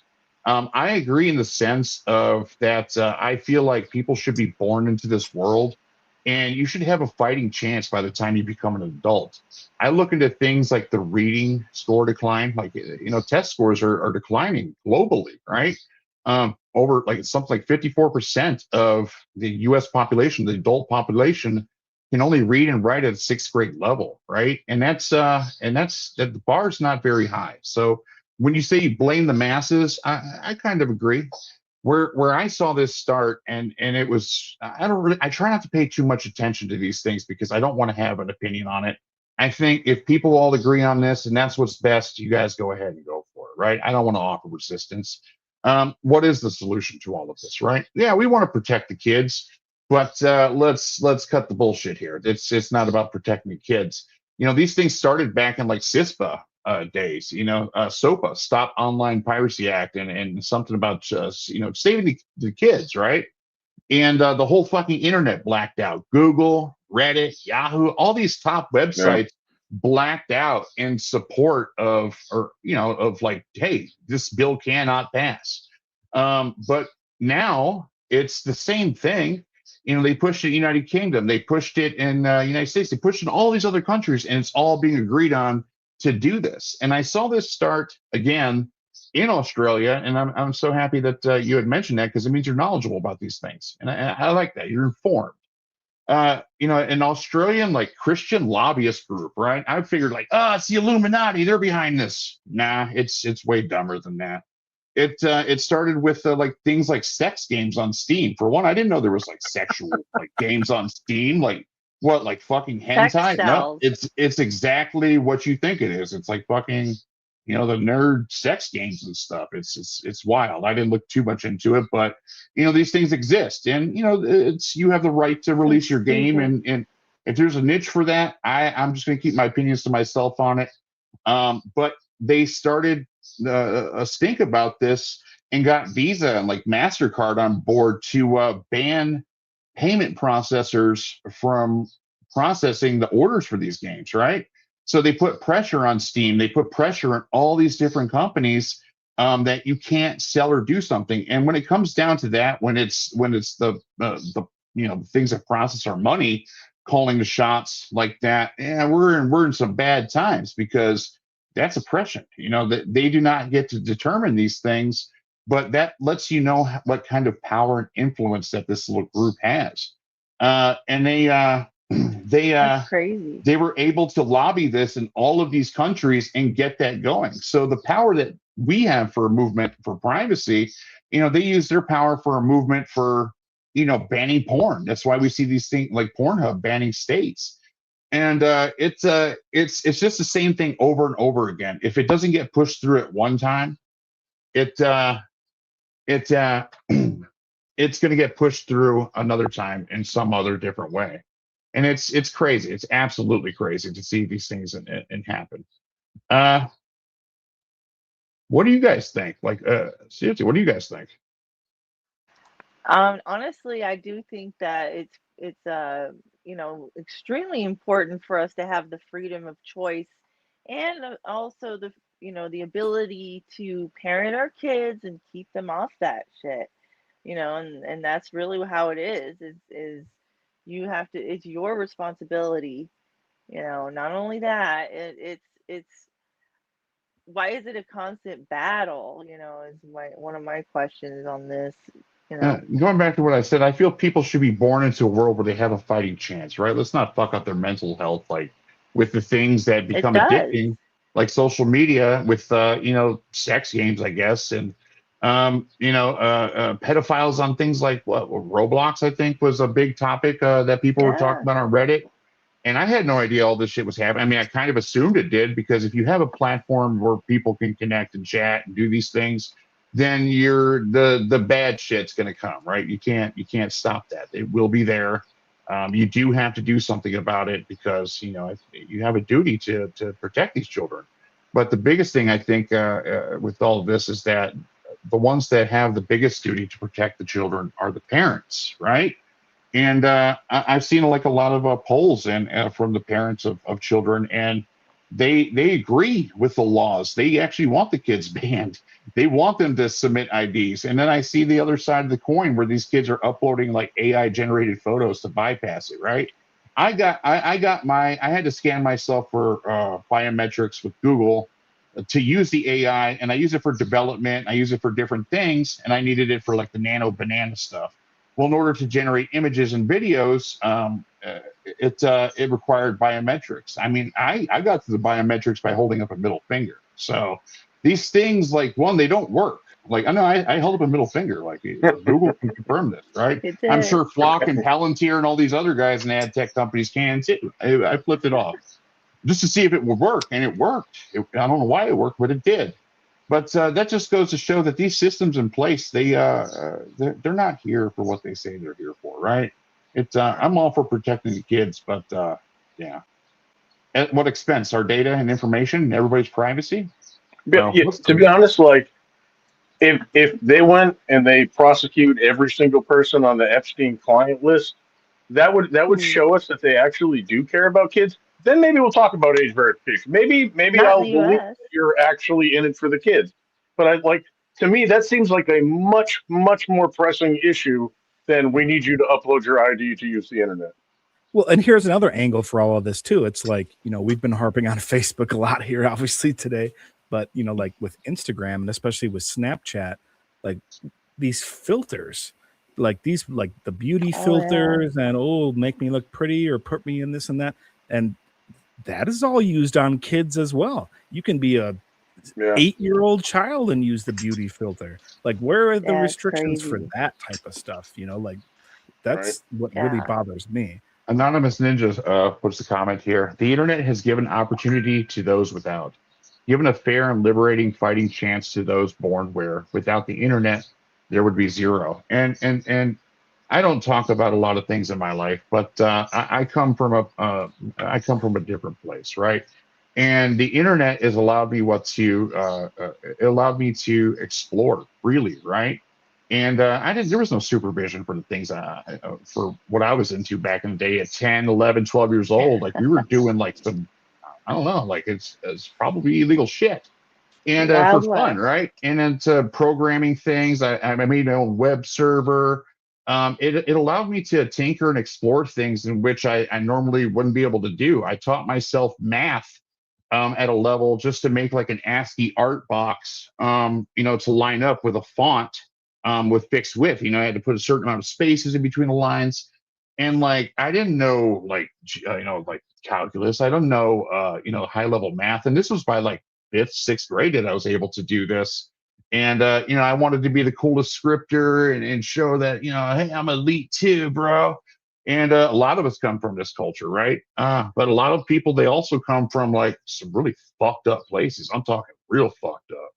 And the internet, it gave people not just a voice, but it gave people a way to access information, access the truth.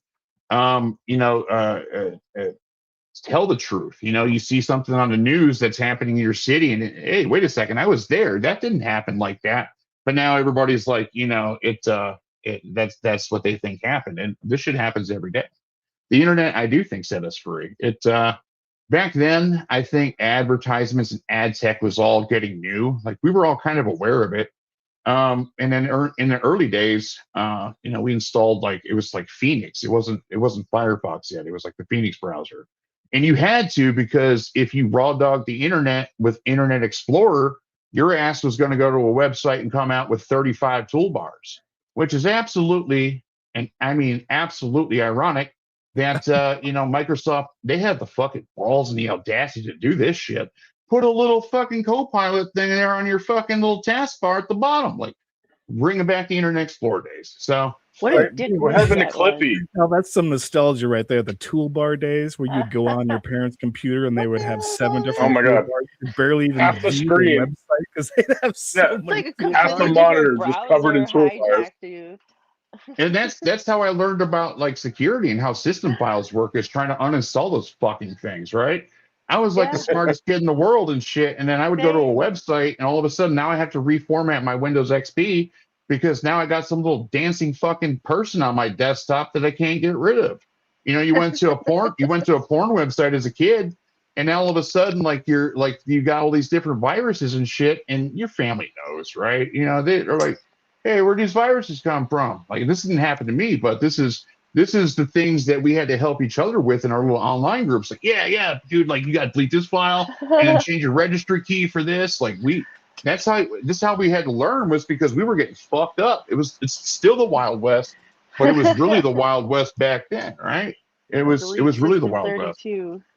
Like we didn't have time to worry about things like privacy and ad tech and keeping ourselves private from the guys. And if you kept yourself private, you kept yourself private to the degree, like, if people got your IP address, they would fucking packet you. They would knock your ass offline and you wouldn't be coming back online for like, for like a month. That's, you had to protect yourself from not just websites and privacy, but you had to protect yourself from like other motherfuckers on the internet. Screw And, those little script kitties.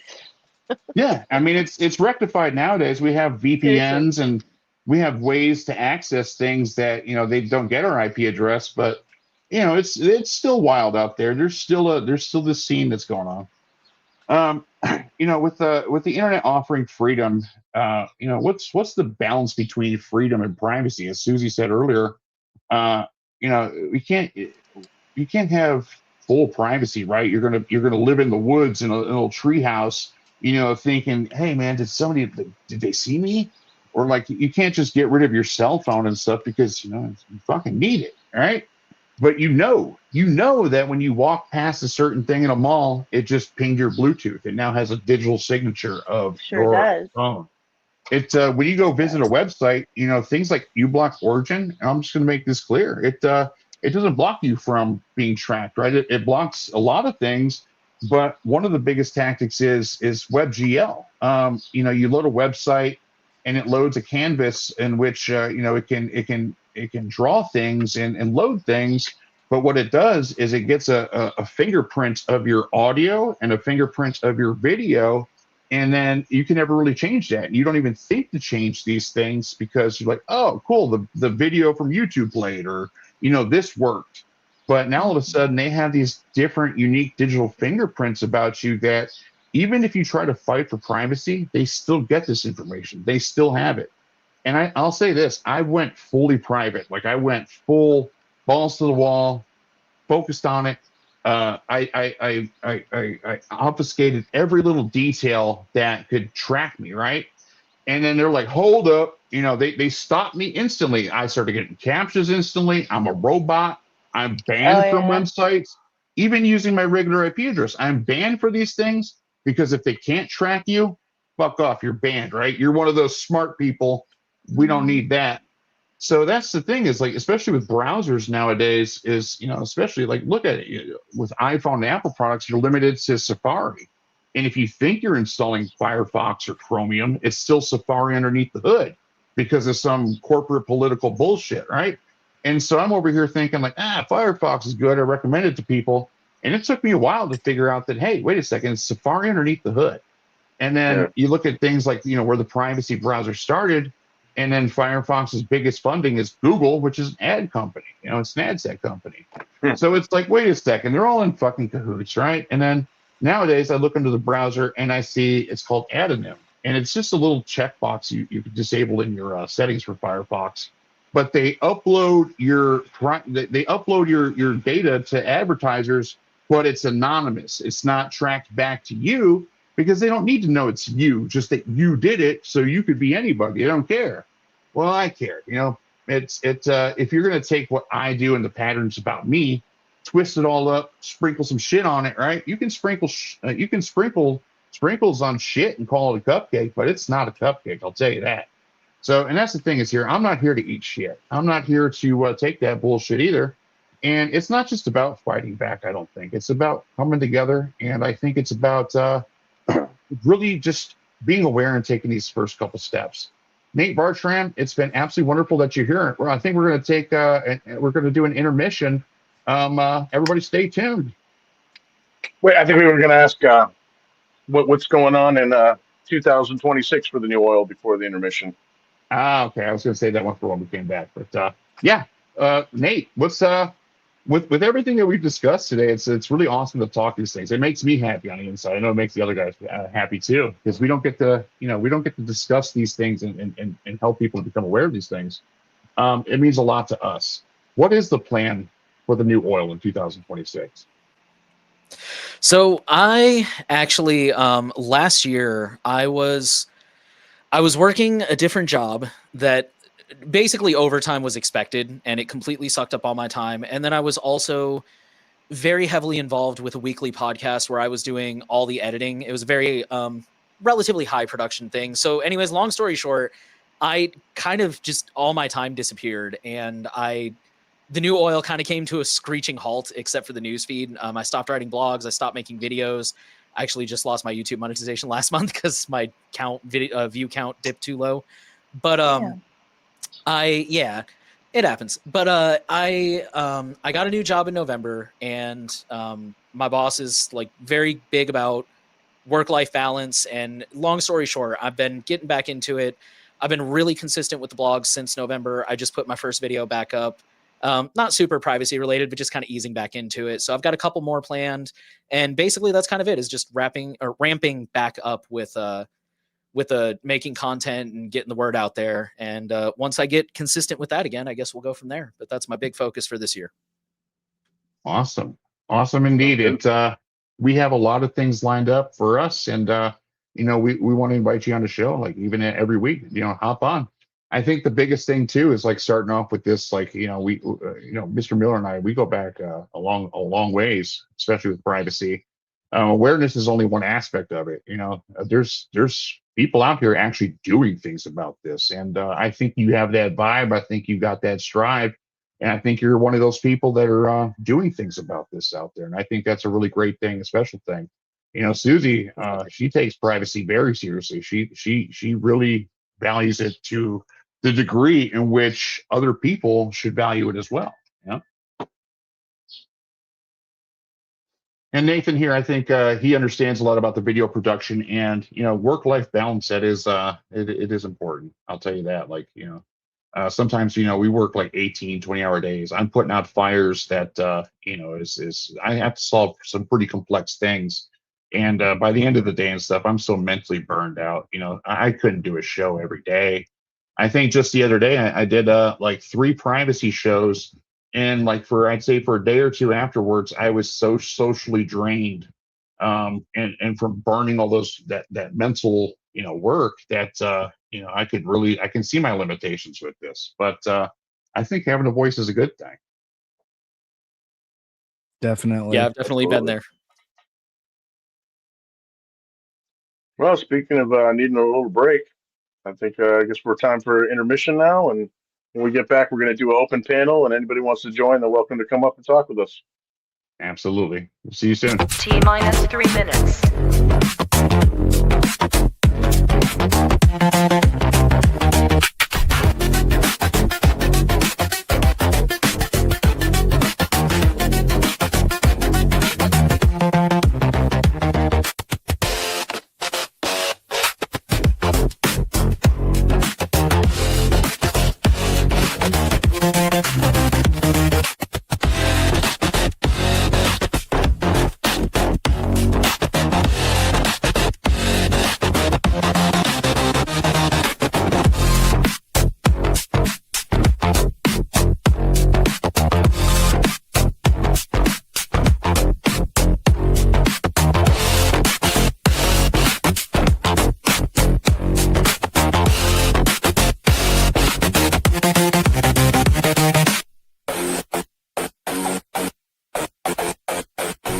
T-minus 2 minutes.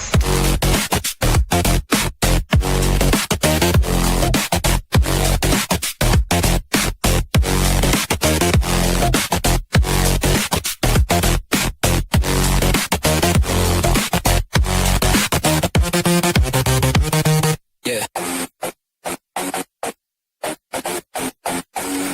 Every click, every move, yeah, they're watching the feed, showing ads for the things that you don't really need. They want all the data, they want your ID, but I've got some news that just won't work for me. So I encrypt the connection and cover my tracks. We get to the truth and we stick to the facts. We build a safe place where the speech is always free, where cypherpunks go to just hide and speak. Hide and speak, we stay in the shadows and make some noise. Hide and speak, digital freedom, yeah, that is our choice. Hide and speak, privacy doesn't mean not having a voice. Hide and speak, what you wanna share is only T-minus 1 minute. Look, the world is exposed, yeah, the walls are thin. Everybody posting every place that they've been. Trading privacy for likes, that's a heavy cost.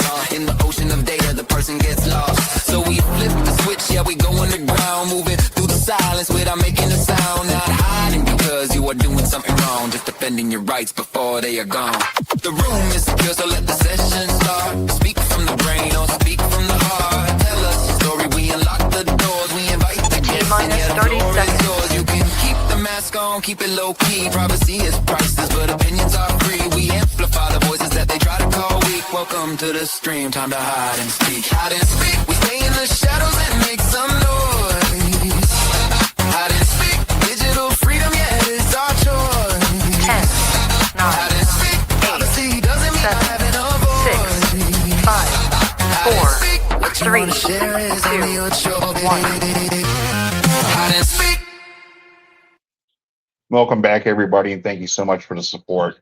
Go ahead and subscribe and tap the bell so you don't miss anything. Please hit like and comment to support the show. It helps a lot. This panel is open. The link is on the screen. You may come and join. And if you got something to say, we want to hear from you. You don't have to show your face. You don't have to enter in your name or anything like that. You can just come on and talk. You can You don't need to be an expert. We want to know how everyone feels about privacy. Like we did the intermission, I was messing with my browser settings, and it's crazy with all the different gadgets and doodads and stuff that the elderly generation, I think, would call it, that you have to configure just to have some basic semblance of privacy. It's scary because this is the stuff that we use every day, to do everything that we need to do for work, for home life stuff as well. Yeah, I had a question actually, and it's something I was gonna say earlier, but I wouldn't know how to ask. But perfect that you said that, because you gotta. What about people who are, let's say they're from the dark ages, is what I like to call it, of the internet, where they those people where they come in and they don't really know any better, but they want their privacy. I think that's a naturally good thing. And how do we get people to understand that this is important, and then secondly, that it's doable, and third, what is the best like browsers or situations that you should be doing to make sure that you prevent, grandma from having some guy in Nigeria, promise her that, he's got $1 million for her if she sends her 50,000, you know? Well, and isn't all of this just basically raising awareness? And that's Yeah, kind of what we try to do here too, is just raise right. awareness and spread the word that, when the government says, "Oh, we're going to do age verification, we're protecting children," what that really is just, we're going to scan everybody's IDs, and every adult is going to have to enter their biometric data to go onto a website. Yeah, and And that's right. And what do you use as a browser though, as far as who would you guys recommend best for someone who's, let's say, the layman doesn't know? Um, what's the best protection? Because I always tell everybody the moment you download a browser, grab, Adblock Plus, or it used to be no script and all that stuff. But and then there was that battle where Firefox was the best one because they're not stealing all your stuff and spying on you as much. But then it became, the battle with Safari, and everybody, who would you say spies on you the least, I guess you could say, and is the safest to tell grandma to use? Well, I think there was a lot of questions there, to be honest, because Yeah, there is. I'm I think sorry. no, you're fine. It's like for example, one of the things you said was like, how do you get them to understand? I mean, a lot of people don't have to understand. Like my wife, her superpower is getting people on Signal. And I understand like maybe Signal is not the ideal messenger because it's, not decentralized or whatever reason, but it's here in the US at least, it's certainly better than SMS, which is basically just a postcard. And she Right. has never once gotten anybody to switch by being like, oh, it's encrypted and it's got this double ratchet. I think they've got triple ratchet now because of post quantum and this, that, and the other. She's literally like, hey, you're on iPhone, right? And we're not. We're Android people. And it's like, well, we can send bigger attachment sizes if we're all on Signal. We can make a group chat. We can do the, emoji reactions to messages. Like she focuses on the little quality of life things. So this might be an unpopular take, but I've had a lot of success getting people to use privacy tools by treating it kind of like marketing, in the sense of like with marketing, you're focusing on solving a problem, right? Like that's what every ad is like, hey, do you have a problem? Here's how my product will fix it. And so things like ad blockers, I've gotten a lot of people to switch over to, and again, I know they're not the best company, but the one I usually push people towards is Brave, because it's based on Chrome, so all their extensions will work. And for me, it's like a journey. Like we'll talk about why you shouldn't have 10 billion extensions later, but all their extensions will work, all their themes will work, but it comes with a built-in ad blocker. And so like right away, when people are just like, oh my God, like these ads are out of control, like, hey man, try Brave just for 5 minutes. And sure enough, every time they're just like, this is amazing. I love this. Thank you so much. And so it's kind of focusing on solving that problem. And so like in that situation you're describing, it's kind of ironic that like Chrome, for example, and for the record, I think Brave has this too, so I would probably look into Brave first, but Chrome has like a real-time AI powered threat analysis thing that is supposed to help fight scams and phishing and stuff like that. And so you're giving up a lot of privacy because it's submitting all your browsing back to Chrome and it's checking it in real time. But I mean, if you have that grandma who's fallen for the Nigerian prince scam like 15 times, it's a threat modeling thing where you have to focus on like, what are you trying to solve for? And it's in that situation, like I said, I personally would look at Brave first, because I think Brave might also have that same feature built in and it would be more private. But, but also there's something to be said for like, if she installs an ad blocker, she's less likely to see that malicious ad in the first place. Yeah. So yeah, Well, and it's really, I want to go into it right now. Let's dive into extensions, right? And I like Yeah. Brave. I use Brave for a lot of things, and I recommend it to a lot of my friends and family, just because it's not the greatest thing. Obviously, Brave has its own issues too, but it's still Chromium. But the first layer of defense is there with Brave, and I think that's an important thing. And bringing up the extensions thing, as we've been talking about ad block plus, uBlock, other, when ad block plus first came out, there was a copycat ad block with a very similar name that was not blocking ads. Well, it would block ads, but it would also steal all of your data. So, browser extensions are a really complicated, nuanced topic here to bring up. Yeah, it was. For sure.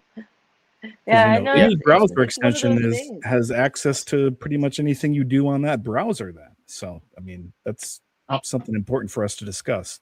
I'll tell you what I use is I use LibreWolf, which is it's Mozilla Firefox, but since Firefox is open source, they just every time Firefox updates, these guys update with it, but with all the settings that you need, and it disables those things like the WebGL thing that I mentioned earlier that gives you a unique fingerprint.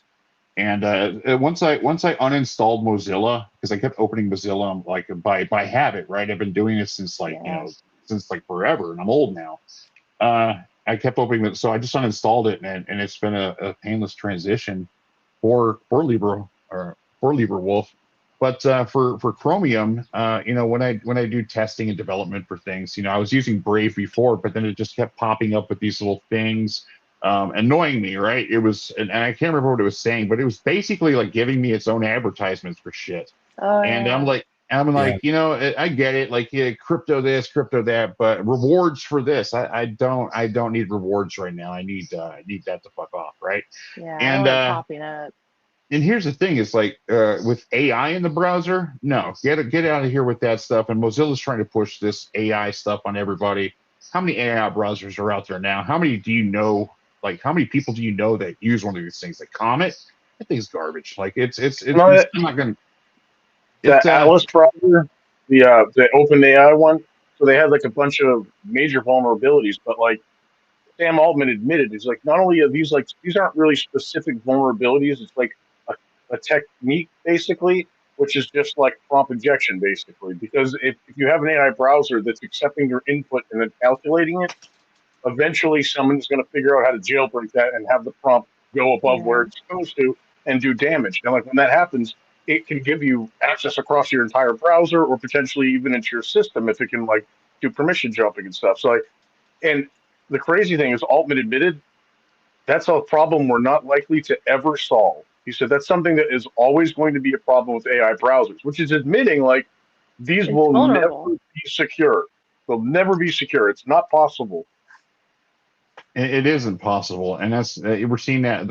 I think you guys showed me that Grok turned back into Hitlerbot today, and it's because people are getting it to abbreviate things, to spell things out, and so they put "Hail Hitler" by using whatever words to get HEIL. Oh my god! But exactly with what you said, I posted about this, and it didn't get any traction. It didn't get any likes. It people are just like, oh, cool, and then move on from it. But Comet browser, somebody showed a prompt injection and linked to the Reddit page where the prompt injection was, and then you see all these comments with people posting their passwords, and it showed that this prompt injection stuff is real, and with agentic browsing out there nowadays, and that's having an AI agent use your devices in your browser for you, like, hey, go get me an airplane ticket, to this place, or hey, make sure that I order this on this date.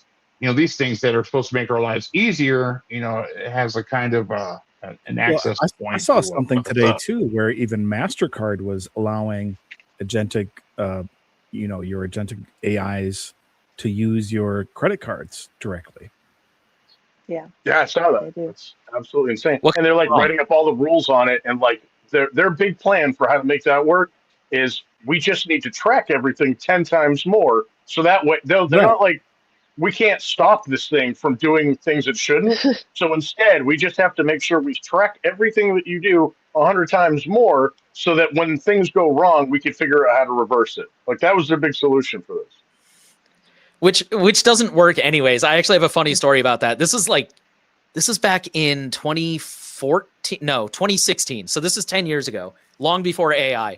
I'm a musician, and I put a down payment technically, but I spent like $1,500 on a guitar, and that got flagged by my bank. But around the same time, I think it was the same day even, I bought a plane ticket to Tennessee, which was a state I'd never been to, no family, no nothing. But I have like one kind of friend. I mean, at the time we were like kind of close, but he invited me to his wedding. And so I was like, yeah, sure. So I bought a plane ticket. They didn't flag that. I'm like, so hold on. I have bought how many countless guitars over the years and you flagged that. But I bought a plane ticket to a place that, as far as you know, I have no connection except one friend. And for some reason, that's not the one you flag. That's insane that they're just like, oh, more data will fix it. Yeah, clearly, because that's good work. And that was, for the record, that was before I was into privacy. So it's like, I had a Facebook, I had Amazon, I had YouTube. It's like, wow. Yeah, that's crazy. Yeah, it is crazy. That And is how many crazy. times these algorithms flag something and then another one doesn't pick up something. I got banned from Hacker News, and it was, I had no idea, and this what happened for like 2 months. I looked at my comments and like, hey, why am I not getting any upvotes or like anybody replying to me? It's like, am I, this off-putting? And I know I'm not, because my other account, which is like some 60 character string that all uppercase, lowercase letters, and it's me, but I posted legitimately, logically, and I got nothing but great attention for those things. And I went and I reached out to them and I said, hey, why am I banned? Did I do something? And they said, oh no, you absolutely did not do anything wrong. We are so sorry you got flagged in our system for they can't explain it, right? It's one of their little security systems, but how much of this stuff out there is wrong? How much of it is right? A lot. There's a really good book called Weapons of Math Destruction, MATH. And she kind of brushes over the privacy concerns. Yeah, it's really good. It brushes a little bit over the privacy concerns too much for me. I wish she'd focused on that a little more. But that's kind of one of her arguments she's making, is she talks about how algorithms, and again, this is pre-AI as well, or pre-LLMs. She talks about how algorithms are like determining so much of our life. Like there's an algorithm for whether or not to give you a loan at the bank. There's an algorithm for whether or not we should rent this apartment to you. And like all of these things that are just becoming more and more common. And one of the big problems she points out is like, where's the feedback? Like if the bank rejects me for a loan, and it's like, actually, he would have been a great person to loan to. He'll make his payments on time. He'll, whatever. But there's no way to feed that back to the algorithm and be like, hey, you got this one wrong. It just thinks like, cool, I stopped the bank from, getting cheated out of a loan or whatever. And it's like, there's no way to give these things feedback like that. It's crazy. It is stupid. And it's because they don't value you. They don't value me. They don't value any. You're just a number in a system to them. And What it's a did Sam number. Altman It's a number say? for them to get other numbers, right? What did Sam Altman say about, he compared people to what? What was it? Oh, energy, right? The data center, the cost for energy. I think Mr. Yes. Miller, you know about this more. He compared us to like energy, and he said by like 20 years, by the age of 20, we've already used so much energy that that's why the justification for having these data centers is there, which is highly hilarious, because just yesterday, Oracle and OpenAI just canceled all of their billions of dollars in plans and stuff for building out data centers. So, what kind of energy is involved with that? They, I think what they saw is like the oil prices are going up, and they're like, oh shit, we need to back out. And everybody else, BlackRock yesterday too, or 2 days ago, I think, they closed down their private, the private credit line, which is like, rich people, you get their own private shit. You need more money, there you go. But they blocked that because everybody was pulling out of the AI scene and pulling out of everything that they're investing in. And they had to limit what people could do. You can't take your money out right now. It's like, yeah, stop panicking. It's a run. It's crazy that they get to say that, right? Their algorithm was like, oh, yeah, nope. If you don't stop this right now, you're going to lose a lot of money.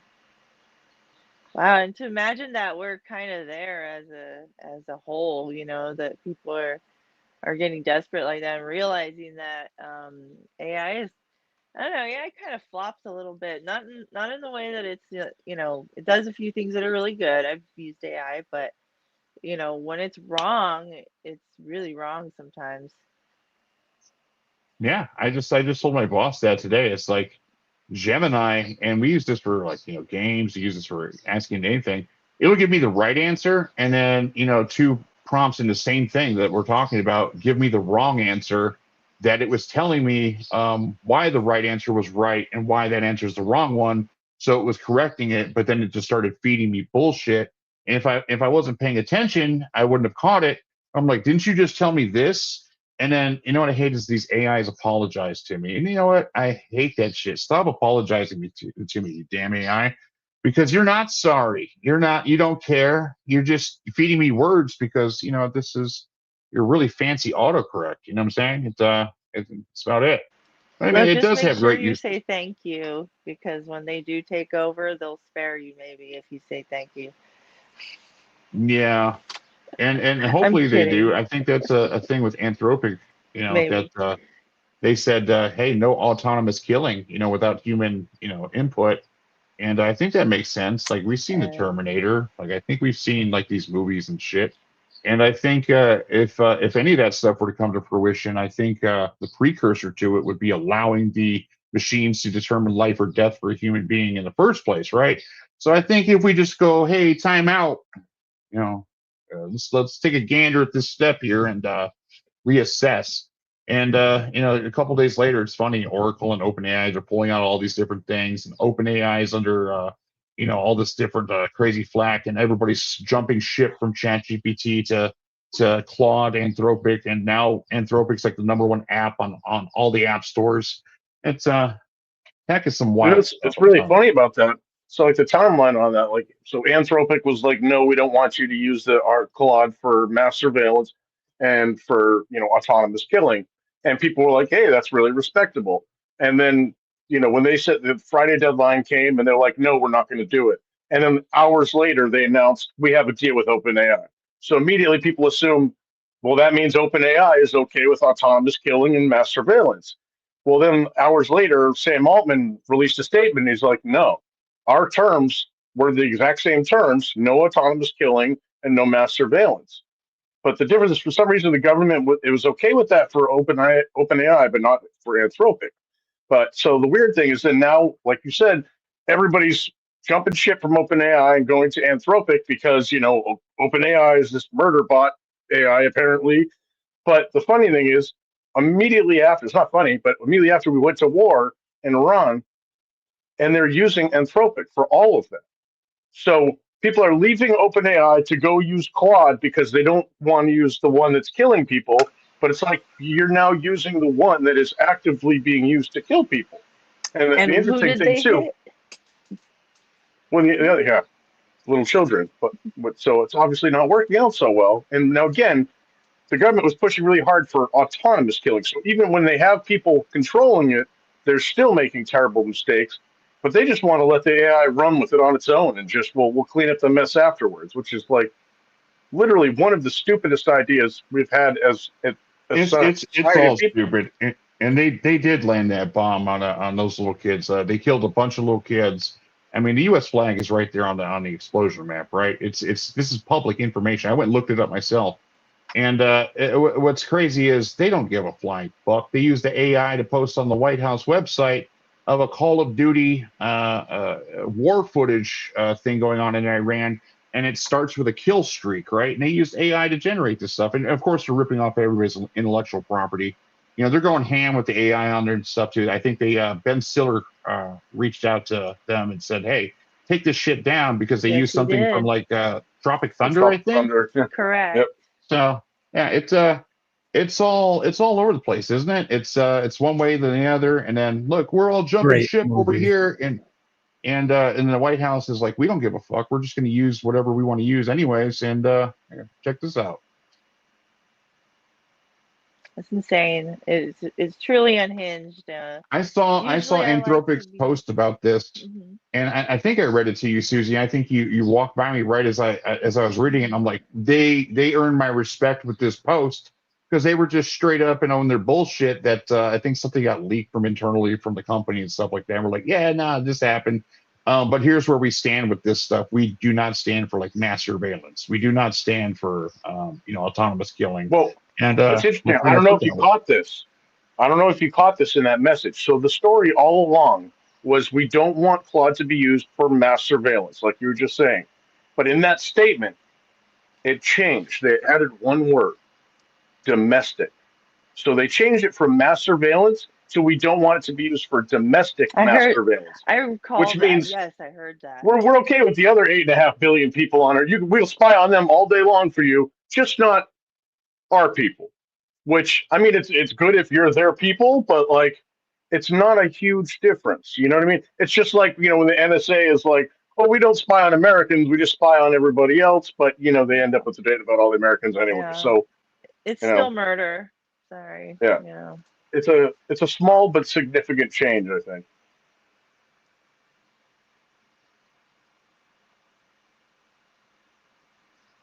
Small indeed. Yeah, and here we are. I'm over here typing into Claude right now to do work things.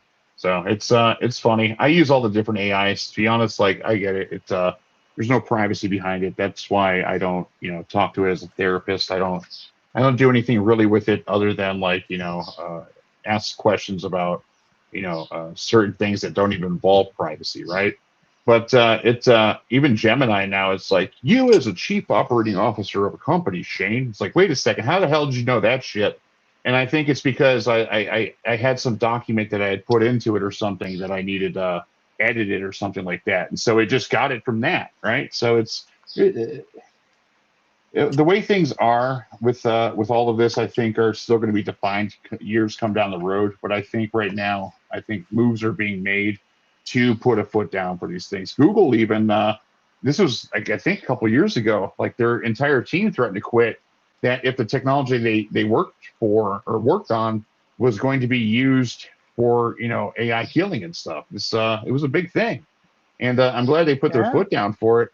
But with Anthropic and them that big stink about that with the Department of whatever their name is now, it kind of said something without saying something. It's like, well, wait a second. If Claude's out because they don't agree this, who all agreed to it? And we're all over here kind of like having a little look. Who all agreed to this stuff? Who all is allowing this stuff to happen? So They had that room full of people. Remember, they tried to recreate the Obama room with Hillary and stuff when they shot Osama bin Laden. They tried to recreate it, and so there were several people in that room. So why don't we ask them? yeah, that's I think we can kind of all have a look at what's really going on with things.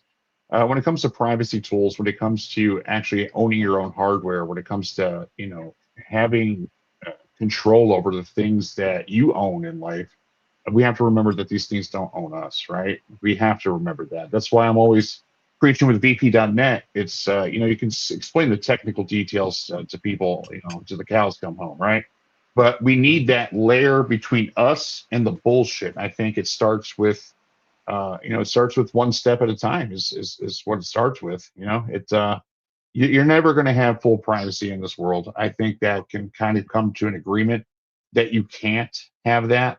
But we saw it with Jonathan at in Bend, Oregon, on that you can do things in your community to uh, limit or remove the things that are, I would say, encroaching on your privacy, right? And that's really, once you inform the people around you and your friends and family and neighbors start to learn all of these, privacy things that are being way stepped over the line, that pretty much everybody agrees that nobody wants to be surveilled all the time. Nobody wants their data hacked. Nobody wants their, private pictures being leaked into this and that or whatever. Like it's a human nature type of thing. And I think the big thing is just, bringing the attention to that. And I think where you're going here is with, you know, how do we actually implement these services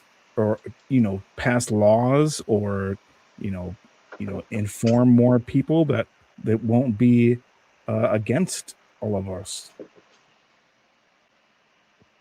I think there's going to be a lot of things against us, but like Nate said, they're probably going to be like the ad tech and ad agencies and the people pushing this age verification biometric shit down people's throats. They don't want people fighting back. They don't want people having access to the things that give them freedom.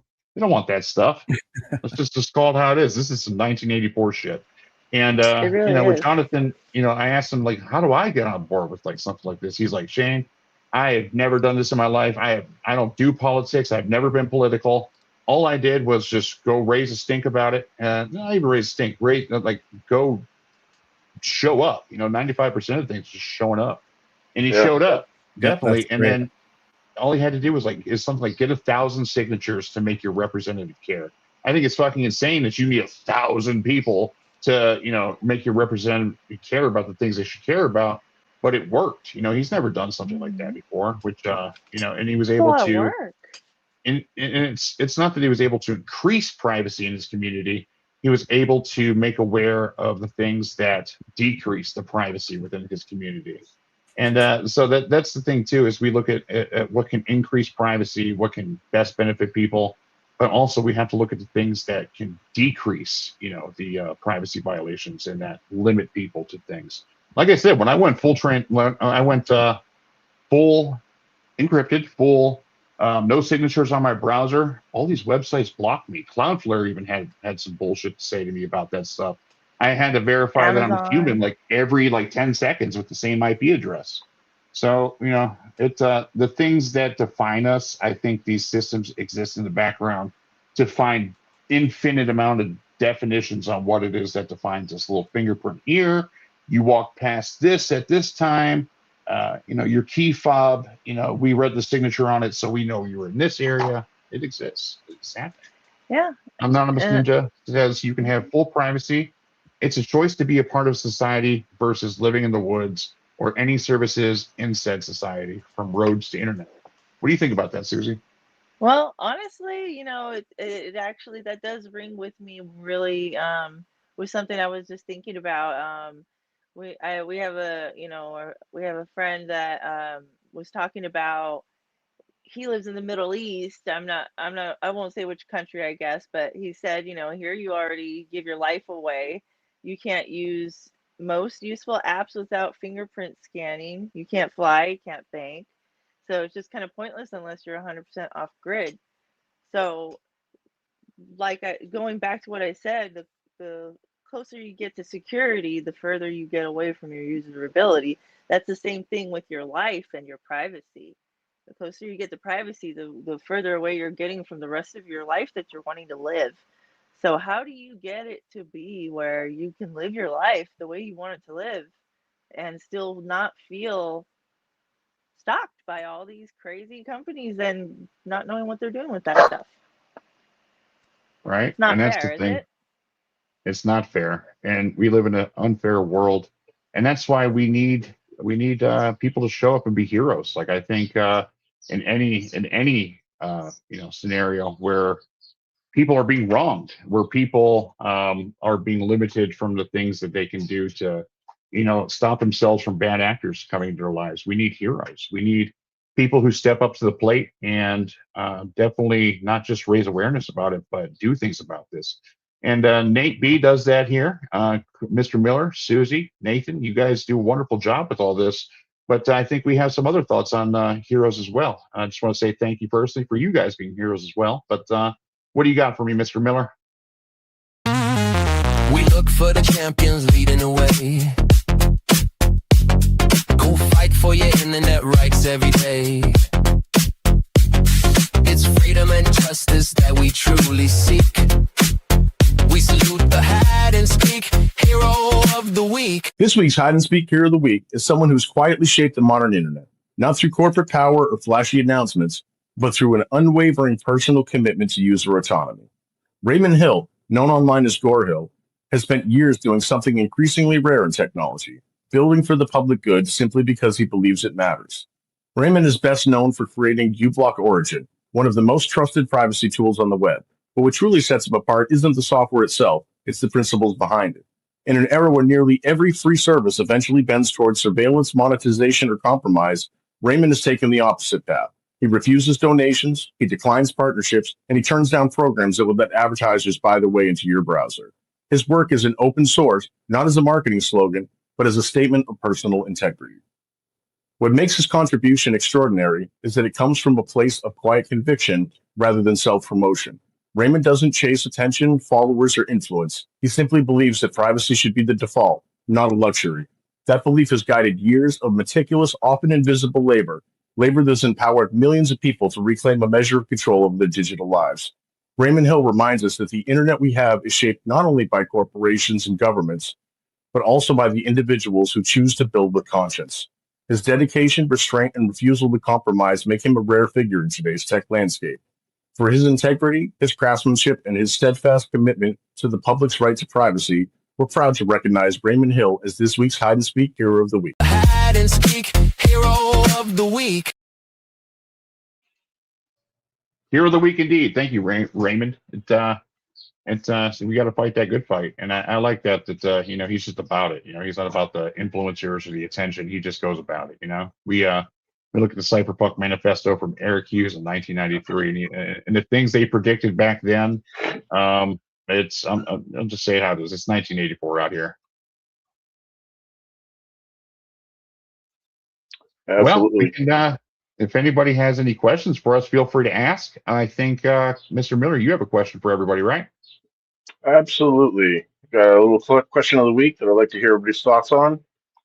Would you trade your entire digital identity, email, social media, even banking access with a random stranger for 24 hours in exchange for $50,000, trusting that they wouldn't wreck your life, knowing that you have their stuff too?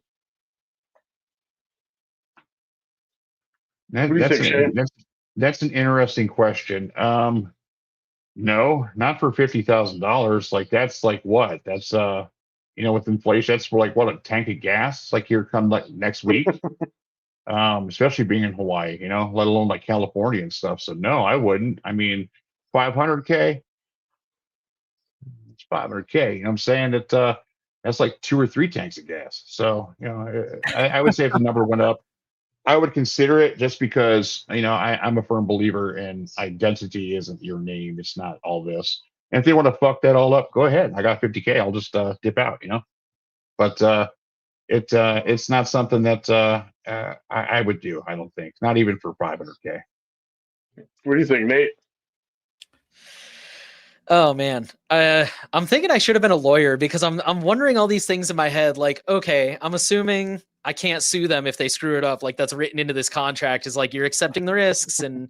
But then I'm wondering, do they have the same deal? Like, are they getting 50K for switching with me? So I don't know. I think I'm with Shane, because like I like to believe that most people are good, and most people, if I switch with them, would probably just be like, whatever, man, I'm just gonna go read a book for 24 hours and leave this guy's life alone, and he'll leave mine alone. But I mean, I don't know if 50,000 is quite enough for me to trust to put my money where my mouth is quite that much. Hell, for like something like 50 million, I'd be like, shit, I'll even cut you some of it. I got so much money over here, bro. You can have that identity. Do whatever the hell you want with it. See ya. Yeah. You could ruin someone's life in 24 hours with their online identity. Oh, for sure. What do you think, Nate? Yeah, I mean, I think the big part of it here is the $50,000 mark. If I could message them on Signal and say, hey, let's both be cool here and collect our $50,000, right? If it was recursive, but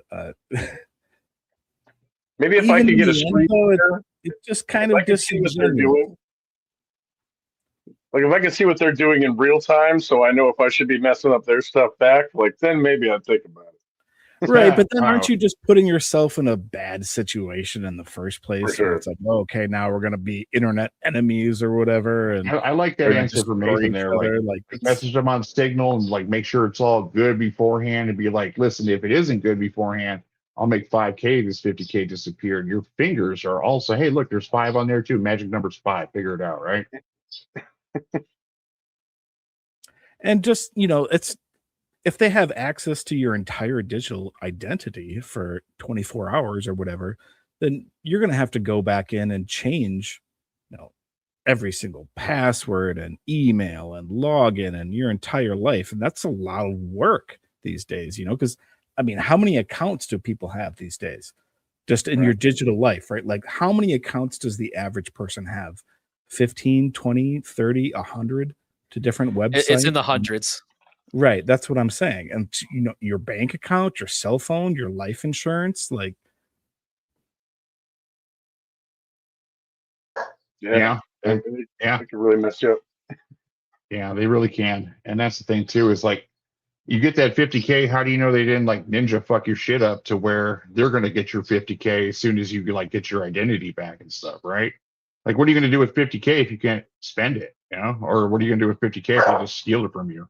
Because I would be thinking stuff like that. I'd be like, well, listen, if this is the situation here and I know they just messed up my identity.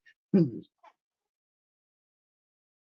and this is a good point by Anonymous Ninja here. If I was switching with a billionaire, then yeah, that'd be great because they got a lot more to lose than I have. Exactly. And even if you don't feel like robbing them, if nothing else, they're going to be like, yeah, I better not mess around. This guy could hurt me a lot more. You know what I mean? But yeah, I mean, you could. That's the thing. It depends on who you're switching with. If you're switching with some crackhead, man, they're coming at you hard. Like their life depends on it. You know? Well, that's a good rule in life too. Is like I'm not the smartest, I'm not the brightest spark in the French fry box and all that. But I know one thing: you don't fuck with people who have fuck you money, all right? And that's so it does depend on who you trade your identity with. Is like some oil tycoon and stuff like that, but violates rule number one. You know what I mean?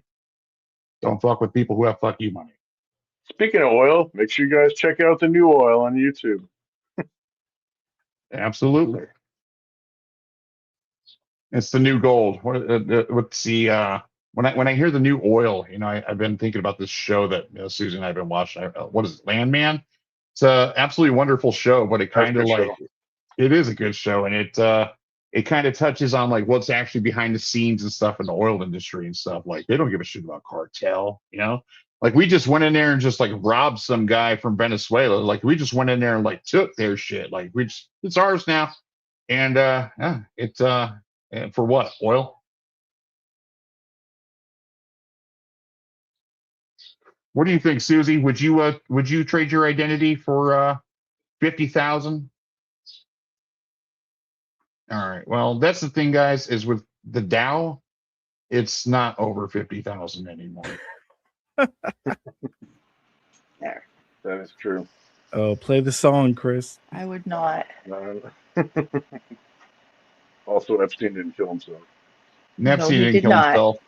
It do You be can't like that. break your hyoid bone. Is it hyoid bone in your neck by hanging on a doorknob? Sorry. Okay, well, before we wrap up, Let's just be logical here. The day after. One last question we have, do you guys think we should be teaching digital hygiene in elementary schools or, like grade schools? Ooh, or do you think it's solely up to the parents to teach their children about privacy on the internet? Both. I think that's a parent thing, and parents should be parenting their kids, and I don't have a say in how they parent their kids. A class I think it would be great for them to implement that in a computer class at school, and maybe have someone who's really good at it come in and explain to kids why it's bad. I've had that No guy. I've had him come into one of my things I was working on, and they explained to everybody why you can't, make your username and password admin and password. It's not a good thing. And he would explain that. And to clean up, your data and your stuff, don't just leave everything out there wide open. And when it comes to like teaching kids, I've taught kids before, and like I think it was like 8th grade in some science school that I went to, because I went to some like all sciencey school for smart people or whatever it was. And in the computer lab, like it was Windows, right? So you could open a command prompt and type net send, and then one of the local LAN IPs and stuff, and make a box pop up on their desktop, like it's net send, it was like a computer to computer messaging system. And I started sending messages to like random computers and stuff on the network. And I started showing other people how to do that too. So they were like that, and they were typing racist shit, of course. It was black people typing racist shit, you know what I'm saying? So like everybody was going ham. They're messaging teachers because you could see it in the domain name system, which teacher's name was attached to an IP address. And so they're sending everybody's doing it, right? And I'm like, what did I do? Right? And this has nothing to do with privacy, but kind of does. Like after about 20 minutes, like the principal bursts in the door, grabs the one kid he thinks it is that did all of this stuff, grabs him by the wrist, yanks him out of the door and everything. And then, I can hear him yelling out in the hallway about computers this, computers that. And I'm thinking like, oh shit. You know what I'm saying? It's a good thing that didn't come back on me. What do you think, Nate? You should teach it in school? I think it's both, because I think there's a certain amount of privacy and security stuff that's like kind of not objectionable in my opinion, or I would think. I mean, I know some people have strong opinions on everything, but things like I think I would love to see a world where people have more tech literacy in general. Like, I tell this story a lot, and I don't do this to shame anybody, but I sent somebody my website one time because they're a very average user, and I wanted that perspective. And I'm like, tell me if there's any words you don't understand, if anything's too technical. And she got back to me and she's like, okay, there were some words. And I'm like, all right. And she said, like, some of them were like firewall. And I'm like, okay, fair enough. Like, I would understand why that's not something you run into very often. But then I want to say one of them was like browser, like web browser. And I'm just like some of the words that she didn't understand. I'm like, what do you mean? Like, I know you're not stupid. I think she has a master's degree. And it's like, how do you not know what this is? You're texting me on a phone. And it's just, I think overall, we need a higher standard of tech literacy. Like, I'm not saying everybody needs to know how to code and spin up their own email They server call and it the everything, but internet, right? Their browser is the internet. maybe the YouTube. How do I watch a funny on the YouTube? But Yeah. but no, for real. The Like, I think Google. there is like a certain baseline level. I mean, kids go to school to learn basic math, basic science, basic English. I think basic tech skills would be good too. I think I do think it is both. It's the parents' job to instill values in their kids and a moral compass, and that's more of the parents' job, I think. But I think there's plenty of room to. I think we would have a much more tech literate society if we taught some of this stuff in school, for sure. Very Well, both. I think Very much. privacy might be on the topic and on their mind and stuff, because now kids are going to be like, shit, I can't use Instagram and stuff. I'm banned. I have to upload an ID. It's the Save Kids or Stop Kids Online Act or whatever they're calling it nowadays. But then they're going to be like, well, now I got to go like not be me and be something else and be private and all that, so I can bypass all this stuff, right? So I think one way or another, they're going to learn what privacy is, right? I think like even just teaching the basic stuff like about not sharing information and like making sure kids understand that like people on the internet might not be who they say they are. Just like very, very basic stuff like that, I think would probably, save a lot of kids and prevent a lot of bad things from happening. Just because like they're very simple subjects to teach, you know what I mean? But like those are really the most important ones. Like people think about privacy and they're like, oh, you got to know the right browsers and the right extensions and you got to have the right all the right setting. But like at the end of the day, like if you're just willingly sharing your personal information out there, none of that stuff's going to save you. You know what I mean? So you have to start there with the most basic one, which is like having good routine from the beginning and understanding that like the internet is public and that you can't share your personal information.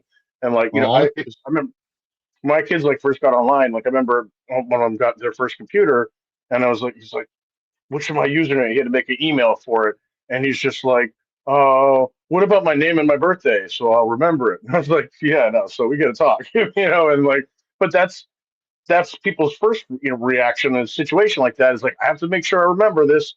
Let me do something that I will never forget. So like that's the common thing that children are going to do. They always make their username their name, and sometimes they'll use like the name of their school, which what I mean. Pedophiles now have the information they need to come figure out what town you live in, potentially. You know what I mean? And then the people put their birth dates in, like all this crazy stuff. So like starting there and just teaching them, don't do that. I think it would take 5 minutes for a teacher to say that, and would probably prevent a lot of bad stuff from happening. I like that comment there from Anonymous Ninja. Right now, if you turn on the camera and broadcast your every thought and life experience to the world, you are considered cool. What about these kids that are like that will take a picture or film another kid in class without them knowing, and then go use some AI to turn it into like some kind of creepy video, and they are doing this, right? It is a thing.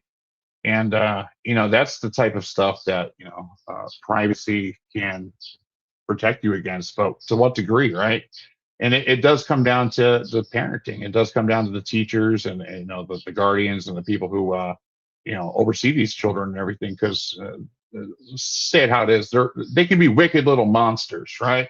And it's just a couple buttons that they can press, and they can really mess with somebody's life just by using their photo. Yeah, absolutely. Like kids today, they're dealing with problems that like we didn't even think were possible. Like they just weren't even on our radar. Like I never once in school was worried that like somebody was going to take my picture and make it look like I was doing something I wouldn't, or somebody would somehow clone my voice and call somebody up and say something crazy, so everybody at school thought I was a weirdo. You know what I mean? Like these are problems that are like they can really mess your life up in high school. You know what I mean? Where kids they're wild about how quickly they'll turn on somebody and just like label somebody and then just try to destroy their life for the next 4 years. And to think that like that can happen just because somebody faked something, like that's so terrible. Because like I was in high school, it was like, okay, as long as I don't do anything stupid, I'll get through this thing okay. But now it doesn't even matter. You don't have to do anything stupid. They can make it look like you did something stupid. So yeah, kids today, I really feel for them. They got a real difficult situation to deal with. I'm just really glad my kids are out of high school now. Oh my God. It's terrifying to be a parent now. Seriously. Yeah. With today's world and everything, it like I said, I try to limit my thoughts on Epstein didn't kill himself, politics and worldly things, but we can see our eyes are open. We can see what they're doing, right? They don't care what they say it isn't what it is, right?